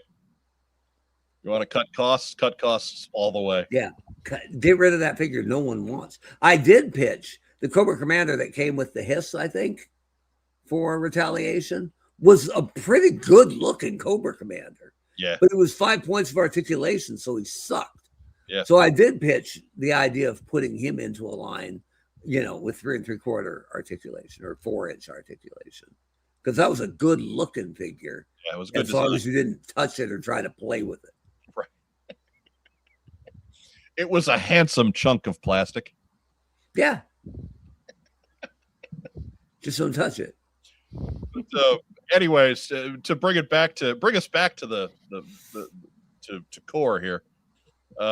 King Cobra Commander's a win, and absolutely we're all in for one. I think that's safe to say. I think I could speak for you guys on that one. Yeah. Yeah, he's pretty sharp. Next news item. Golden toilet. Yeah, it is thrown. Kind of. But tomorrow we'll get our first Yojo June live stream, and every Wednesday at 11 a.m. Eastern, going through the 10th, 17th, 24th, and I think again on June 31st. By the time they get to 24th, it'll be like the Joker poisoned some of the toiletries in Gotham, and the beards will be kind of shaggy and black under the eyes, and then Will Ferrell will jump up from behind the couch and go, "The weatherman is dead." Either that, or it's going to be Jerry Lewis at like hour 22 of the telethon. And the band of the hand shall rule. I smell fear. I challenge you. Hour 22. Try hour 46. Yeah. Oh man. Cigarette in one hand and a Dixie cup full of coffee in the other. Thank you, folks. Thank you so much. A while. Yeah, I forgot it was 2 days on that telethon. It wasn't just one. Yeah, buddy. And he got like a half an hour nap in there somewhere, and that's about it. But it'll be B-Back and Secret Galaxies, Dan Larson, all month long. So, yeah. So there's nobody else. I don't know B-Mac at all, and people tend to think well of him. So cool. But there's nobody else actually on the Joe team who can sit in on their own panel. Mark, you're asking me like I have some kind of knowledge. I'm just saying, like it would have been Lenny or Tony, right? But yeah, I would assume they've replaced them or given their duties to other people.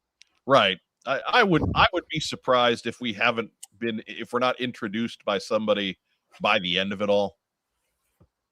I'm saying if there is a new person, and there should be, it's a good time to introduce them, right? Maybe again, Lenny and Tony are both friends. I think they're great, but time marches on, right? And it doesn't mean the next guy won't be talented too, or isn't a guy that's dying to work on Joe because it was always his favorite brand too, right? So I'm not pooping on the new guys, right?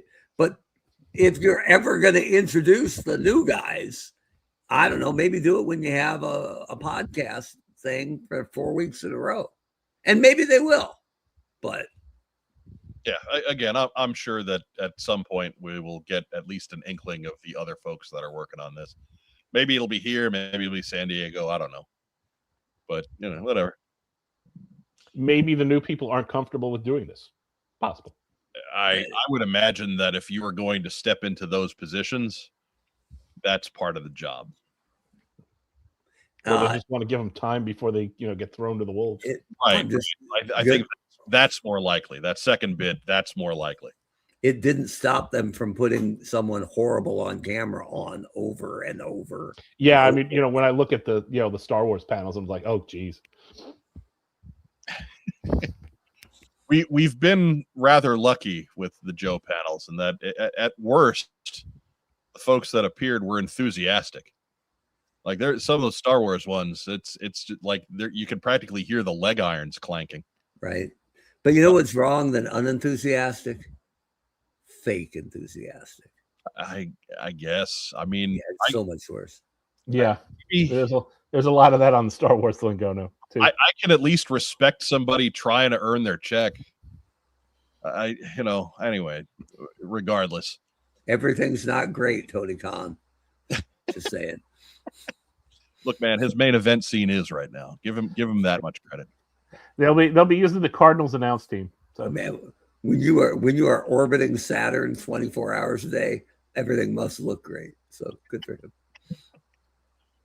Give him his main event scene. It's red hot. Give it. Thanks, guys. I would disagree with that violently too, Mike, but now it's not the time. Look, again, whether it's your taste or not, it's red hot. Yeah, putting the belt on your best heel champ and then having him lose for in a 2-minute match and then putting it back on him 2 weeks later. It's brilliant. Well, it was a month and a half. Good. Brilliant, man. Look, you can't have your belt on Darby Allin forever. No, you shouldn't have put it on him at all. He's gonna break. Yeah, I guess there is an expiration date thing that you got to consider there. He's gonna do something dumb and break himself. I do like Will Ospreay making this big comeback, training with the guys who broke his neck in the first place with no explanation. I don't understand. I don't understand. And what is the Death Riders, Rob? Besides a dumb name? No, no, you got that right. We don't know. They never explained them ever. That's the dumbest name for a wrestling faction that I can think of. That's like out of some 5th grader's notebook. That's terrible. Yeah, that has OPT written all over it. Absolutely. What was the tag team, the women's tag team that had a terrible name? The Jumping Bomb Angels. No, because they were good. They were really good in the ring, but Rob was upset about the Brawling Birds. No. I'm talking about it was like a year or two ago. Oh, well, that I don't. They've all been fired from WWE now, but I don't know. I don't know. Rob. What was it? New Fusion Collective. Oh yeah. They had that for a while. Pure Fusion Collective. Fusion. And basically, let's pull 3 names out of a hat. Yeah. All right. It did have a Mad Lib quality to it. The best ever was when Steve Williams and Terry Gordy became an absolutely terrifying tag team in Japan, and the Japanese fans dubbed them the Miracle Violence Connection. Yes. That sounds incredibly Japanese, though. Oh, I love it. I'd buy that shirt today. Right. It's Steve Williams and Terry Bam Bam Gordy. Somebody's getting hurt that night. Yeah. Oh. Anyway, we've talked enough wrestling on Dan Larson's photograph. Poor Dan.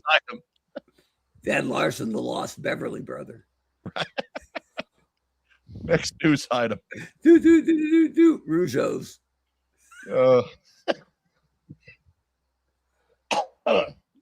goodness. They're all American boys. Right. Tomorrow at your local comic shop.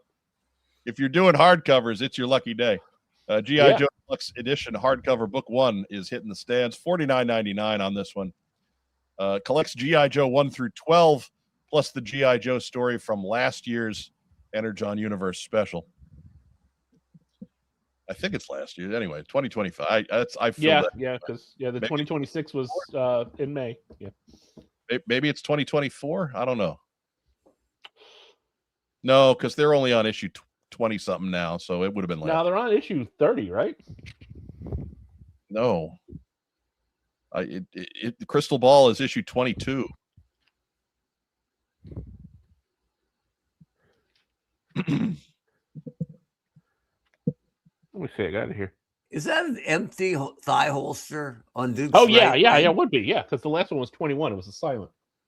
Ooh, a silent issue throwback. I better get that. They actually did a good one. Yeah. Yeah, I know, but sooner or later they're going to do a silent issue throwback with a reflection on the blade and half of one guy's face and half of the other guy's face on the same cover, just to hit all 3 worn to death tropes at the same time. And maybe the blade with the reflection in it is shattering the masthead, right? Like Dominic asking, how would we rate these releases overall? Besides Hood of Cobra Commander, very C- for me. I think that's a little harsh. I think Hood of Cobra Commander is the big win. I think Deep Six is a big win. Your battle in a box pack is fine for what it is. And your exclusives are exclusives. So I would give it a stronger grade than a C-, even though it's not stuff that I need to buy. Yeah. I think they are catering to the audience well with this particular batch of stuff. I agree with Mike, except for the Fatal Fluffy, right? Because you can't spell that thing without 4 F's. And that's going to bring the grade point average down. Aren't I right, Rob? From a teacher perspective. There are 4 F's in it, but And 4 F's is going to bring your grade down. But there's also an S for satisfactory. Yeah. Again, Fatal Fluffies aren't for me. Yeah, there's also an L for lame. But they did a good job on them for the folks that do want them. So I'll give it its pass. Look, I bet those things sell and sell well. They're just not going to sell one to me. Nah, they'll sell and sell okay, unless they only made like $2,000 or 3,000 of them, right? Dr. No Good says, I do not see a story being done for the crossover Teenage Mutant Ninja Turtle figures because we did it last week, dude. Tune in every week. We're here all the time. Yeah. From the aptly named Dr. No Good. Right. By the way, is that an empty pistol holster on Duke's right thigh? I don't know. It kind of looks like a pistol could go in there. Right. You're right. I see where you see that, but I can't. I mean, it's got the leg strap, so I would have to think it probably is. Yeah, what happened was he ran out of ammo and then he just threw it at a guy. And that's fine. I'm not mad at a gun not being there. But if that gun's on the right thigh, stands to reason you would put it on your right thigh because you are right-handed. Ding, ding, ding, ding, ding. But he looks so cool with the gun in his left hand. I mean, it's Duke, man. He shoots both hands. These guys aren't amphibious, Mike. He's total. Look at the gills, man. Look at the gills. He does look like Aquaman. Dude, can we get a photo of you for the cover? Yeah, sure. Hold the gun up. No, other hand, please. Oh, okay. As long as it looks cool. Going forward, here's Roadblock with his machine gun in the left hand. Left-handed. For G.I. Joe Real American Hero 329. This one is a week from tomorrow. This is June 10. And the billing on this is going to be an important issue, one of the more meaningful issues of G.I. Joe, and it looks like maybe some bad stuff is happening with Don Marino. We'll find out. Week from tomorrow.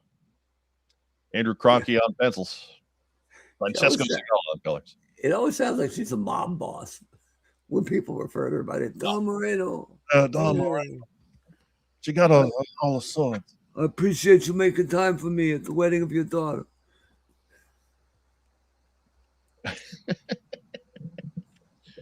Doug Dello, fan of Roadblock on that cover. Yeah, man, it's Roadblock. He's shooting stuff. Or he just got done shooting stuff.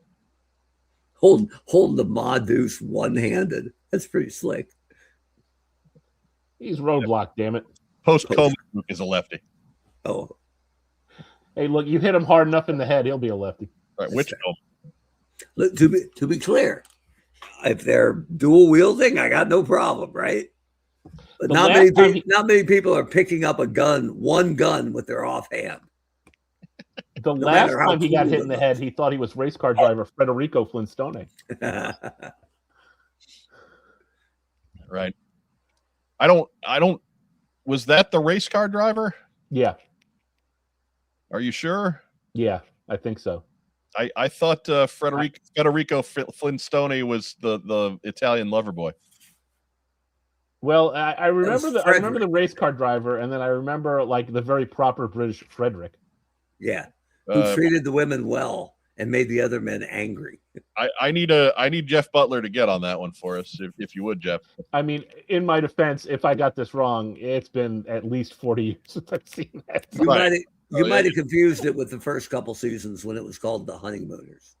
It's clearly based on The Honeymoon. A lot of those were. It's fine. Whatever. We're not going to bag on the Flintstones on this show, sir. That's not going to happen.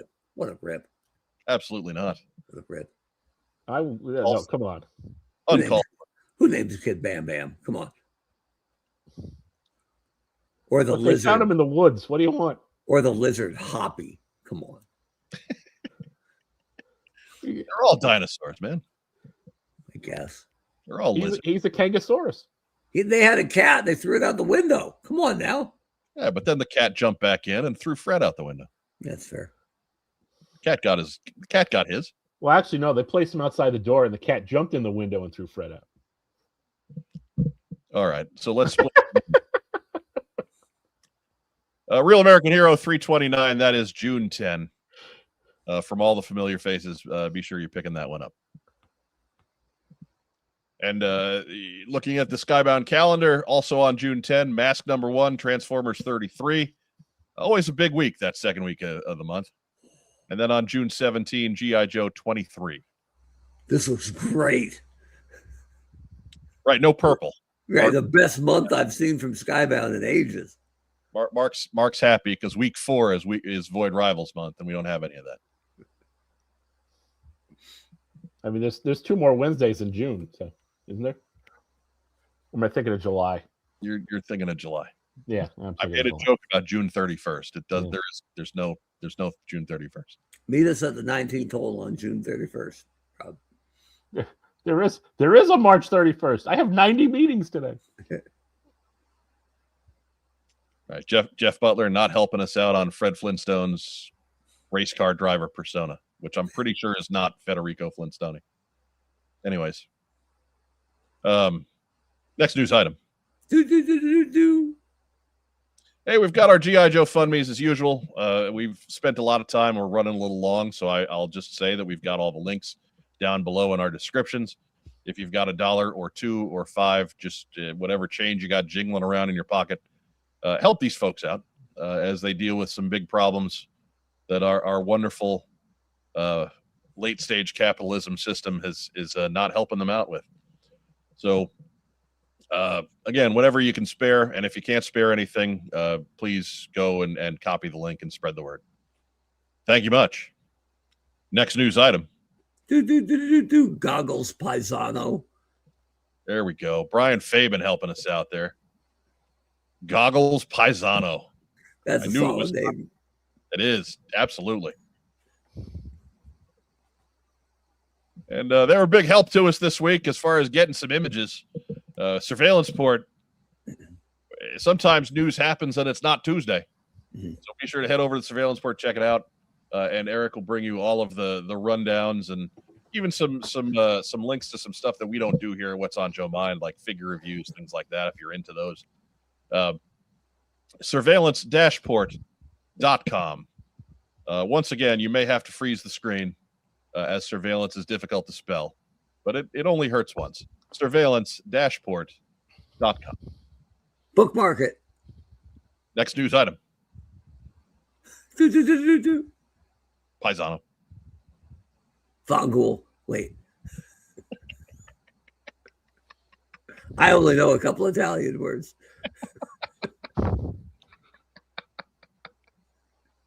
Oh boy. But will that get us demonetized? Maybe, I don't know. We'll find out. All right. Yeah. Next week, 500 new subscribers. All from Turin and Sicily. But G.I. Joe 3D Printing Podcast is proud to present Chunky Tank Kitty and his Meowler Tank. Be sure to check the boys every Sunday on their YouTube channel, which we've got linked up on our channel page. It's the G.I. Joe 3D Printing Podcast. I can't promise you that Chunky Tank Kitty will be there, of course. He's our mascot, damn it. But he's sort of the new Deep Six of this podcast. He's not actually filling up that entire box. Right. He's just in the little box on the top. Yeah. I have a feeling that Chunky Tank Kitty is not really that chunky. He might be filling up all of the top box. But we're at a point now where changing a name is not possible. He's Chunky Tank Kitty. So. He is now and forevermore Chunky Tank Kitty. He's been doing laps, but in his tank. So Mama Bigelow named her kid Bam Bam. Is there? From the East. What was Bigelow's real name? I don't know. Federico Flintstone. That's fair. That's what we call a callback. I mean, Bam Bam Bigelow was 6'5" and 400 pounds. I'm going to call him whatever he wants. That's fair. He was capable of doing moonsaults and shit. Like, yeah, I'll call Bam Bam Bigelow whatever he wants me to call him. Underrated. He was a real talent. Scott Charles Bigelow. Okay, there you go. I'd have gone with Bam Bam too.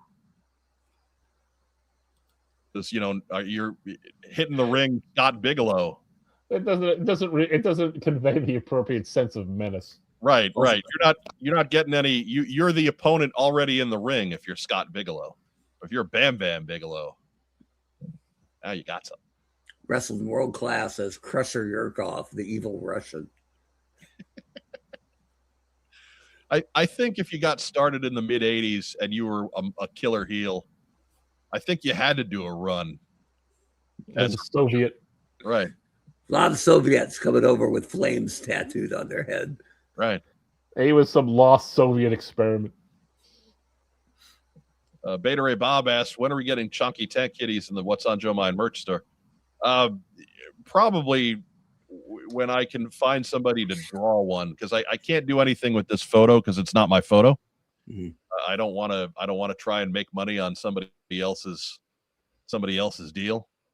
But if somebody wants to present a chunky tank kitty illustration, by all means. We don't accept AI. That's not gonna work. Mm-hmm. But yeah. So again, Sundays at noon. Check out the G.I. Joe 3D printing podcast. And that's the news.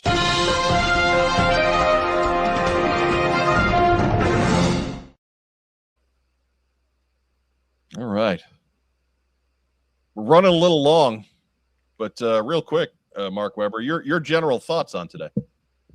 I mean, I think we saw some exciting stuff. People have been clamoring for that Hooded Cobra Commander for ages. It's more inventive than just putting it out, right, on a retro card. Right. So good, and I love the reveal. The stop motion stuff's great. So I'm a big fan of. I've been very clear that I've been a customer of Big Bad Toy Store forever. Is that? I guess we'll find out for sure tomorrow. Is that a Big Bad exclusive, or is it? I don't think so. I didn't read anything that said so, but I believe it is a Internet Partners exclusive. So okay. Online retailers, Big Bad, Entertainment Earth, etc. Okay. Well, anything exclusive that doesn't go to Target, I'm good with. So happy about it. And so are Mike and Rob. Saves them work. So I'm happy with that. The Deep Six has, that one flaw, but visually it looks fantastic. For a decently important character from the lore that had such a terrible, it was maybe the first really bad figure from the G.I. Joe Real American Hero line. Right. So I'll continue to call them the absolute worst. Yeah, but as it was moving along, they'd all been good, pretty much. And then all of a sudden there's this absolute speed bump of a turd that not just as a figure sucked, but as a driver sucked. Yeah, just put him face down in the Shark. It's fine. It's a submarine. The Shark had so much potential and was just unfortunately such a the Shark in the elevator. The Shark was such a big part of the show, right? Yeah. Guys are hopping in there as their little utility, shore operations type thing where, and yeah. It's a submarine and a jet. So he can murder himself and two teammates in two different ways. So good for them. Good for him. You couldn't have Shipwreck flying that thing around. He just rattling around in that cockpit. Right. Crazy. And the cockpit broke really easily. Right. The hinges, it wasn't even hinges really. The tabs on it were terrible. So one of the first misses of the line, really. And the exclusives, they don't do much for me, but I know there's a section of the fan base that's super hyped for them. And that's what an exclusive should be. So, okay, cool. Correct. So fine, and then, pretty cool. And yeah, that's really good. So that's, and the repaint stuff, I don't need it. I don't particularly like it. I don't think it's that inventive, but you always got to judge it by the prism of what it is, right? So if it wasn't going to be that, it was going to be something like that. So fine. I certainly don't need it at $110. Yeah, same. Ragtime Rob, what do you think? Yeah, like I said, I'm looking forward to tomorrow, and seeing what seeing Cobra Commander, seeing the Deep Six. But like I said, those are probably the only two I'm interested in at all that. So I'm sure that there will be something else over the course of the month. Oh yeah, if they're doing 4 of them, we're probably going to be, the wallets will probably be screaming. So at some point, right. Like I don't think there's going to be something new to purchase every week. But you have to figure at some point there's probably a basic wave in there, Sue, and things like that. Right, so. Right. I think tomorrow, of course, we'll see the stuff that has leaked out this week. I think probably the last week of the month we'll start to see some of what comes next. So, anyways, we should get, since we had the name drop, I'd love to get the sketch reveal or whatever of Grand Slam, because it gives us it'll give us a peek into what Flash will look like physically, and not just to tease Mike because he's Flash fan number 1, but he's the guy, right? He's the 13. Right. That's what we're waiting on. I almost clicked the side button and kicked myself out of the room again. You got to label that thing. Yeah, I guarantee you'd have come back and we'd have been gone. It's not about labeling it. It's just I know. I moved the mouse into the microphone stand, and it kind of squished my thumb. So yeah, that's what happened there. Can you put a Battle of the Planets safety glass flip over case over that button? I'll set it up to where I have to find I'll have to have 2 keys to turn simultaneously to unlock the little trams that take us to our Voltron lands. Yeah, but they got to be further than 2 arms lengths across, right? So right. You and Rob have to turn the keys simultaneously. Right, and he's never gonna turn the key on something like that. So no, I will be full Denzel Washington on this whole thing. Yeah. But yeah, we're pretty much out of time, so let's just roll right into shout outs. Rob, go ahead, take it away. Shout out to the studio audience. Thank you for tuning in. Is that all you got? That's all I got. Thanks to our guest. Yeah. Torpedo Mike says we'll get a digital render of Action Force blades to stall the release of Flash a little longer. And a Bomb Squad tripwire. Right. A Fun School Bomb Squad tripwire. It's that very clearly labels. I love that figure. It's so terrible. It's pretty slick. Mark Weber, shout outs. I mean, let's shout out Derek Weber for helping install a water filtration system for a church in Zimbabwe, and then banging on a table to make a 15-year joke solid. Right. So good for him. But I will reiterate Ragtime Rob's shout out to our live audience. Thank you so much for joining us. If you're catching us on replay, we love you too. You count just the same. Make sure you're doing all that cool YouTube stuff. It is, most importantly, it's absolutely free. They can't charge you for that. They cannot charge you money to do all those cool buttons, right? Make sure you're hitting the thumbs up. Yes. Like, right. They'll figure out a way, I'm sure. Share us in your social media circles, be that through in your Facebook groups or your Reddit subthreads or what have you. Leave us a big boy comment down below. And of course, if you haven't by now, subscribe to the channel. We really appreciate it. Thank you so much for watching. That is the most important thing you can do. But if you could just take a few seconds and do these other cool little things too, that really helps us out. Give a shout out to our wonderful guest, Stephen Plett. Hopefully he has continued to dodge death in Manitoba. Right. Yeah. As the weather was just busting out on him, and he still found the time to get himself home and talk Delta-17 with us.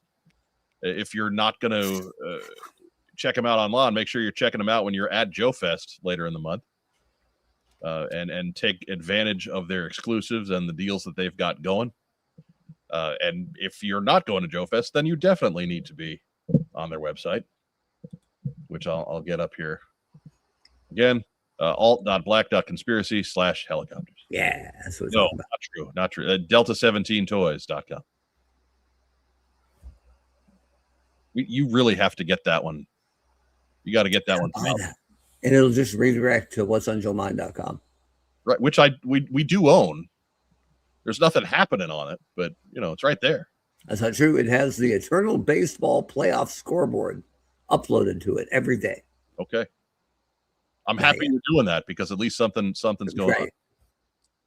Because a website builder, I'm definitely not. I'm not a video editor, that's for certain. But I know I'm not a website builder. That's for damn sure. Gotta find a way just to put shebang up on there, just on loop.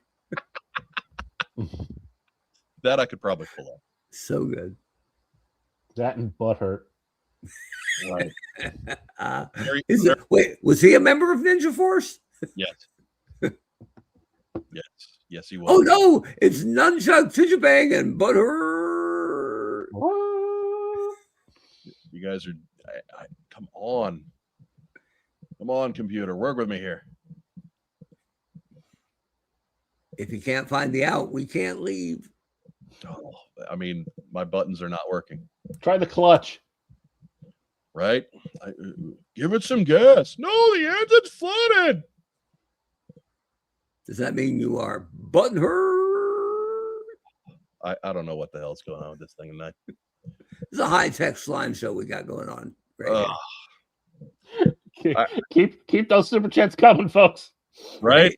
I can't play the butthurt music, so make sure you're hooking up our coffee account link down below. If you're pledging us $1 a month, we get your name in the closing credits. But we'll take anything. If you don't want to give monthly, you can just give a one-time donation. Super chat is always open, but of course Google takes a bigger chunk out of that. So if you're giving us to us, the coffee account's the way to go because more of it gets directly to our hot little hands. But that's it. That's all we got tonight. Everybody have a great rest of the week. We'll be back next Tuesday for another episode of What's on Joe Mind. Have some more goodness with Stump Rack Time Rob. I'm sure we'll have some more news from all the Hasbro stuff that's going to get announced tomorrow. And I'll actually have time to put together some slides that don't suck. So, as our friend Vagon likes to say, stay safe, and if you can't, be careful. Have a great rest of the week, everybody. And yo, Joe. Bing. Bing.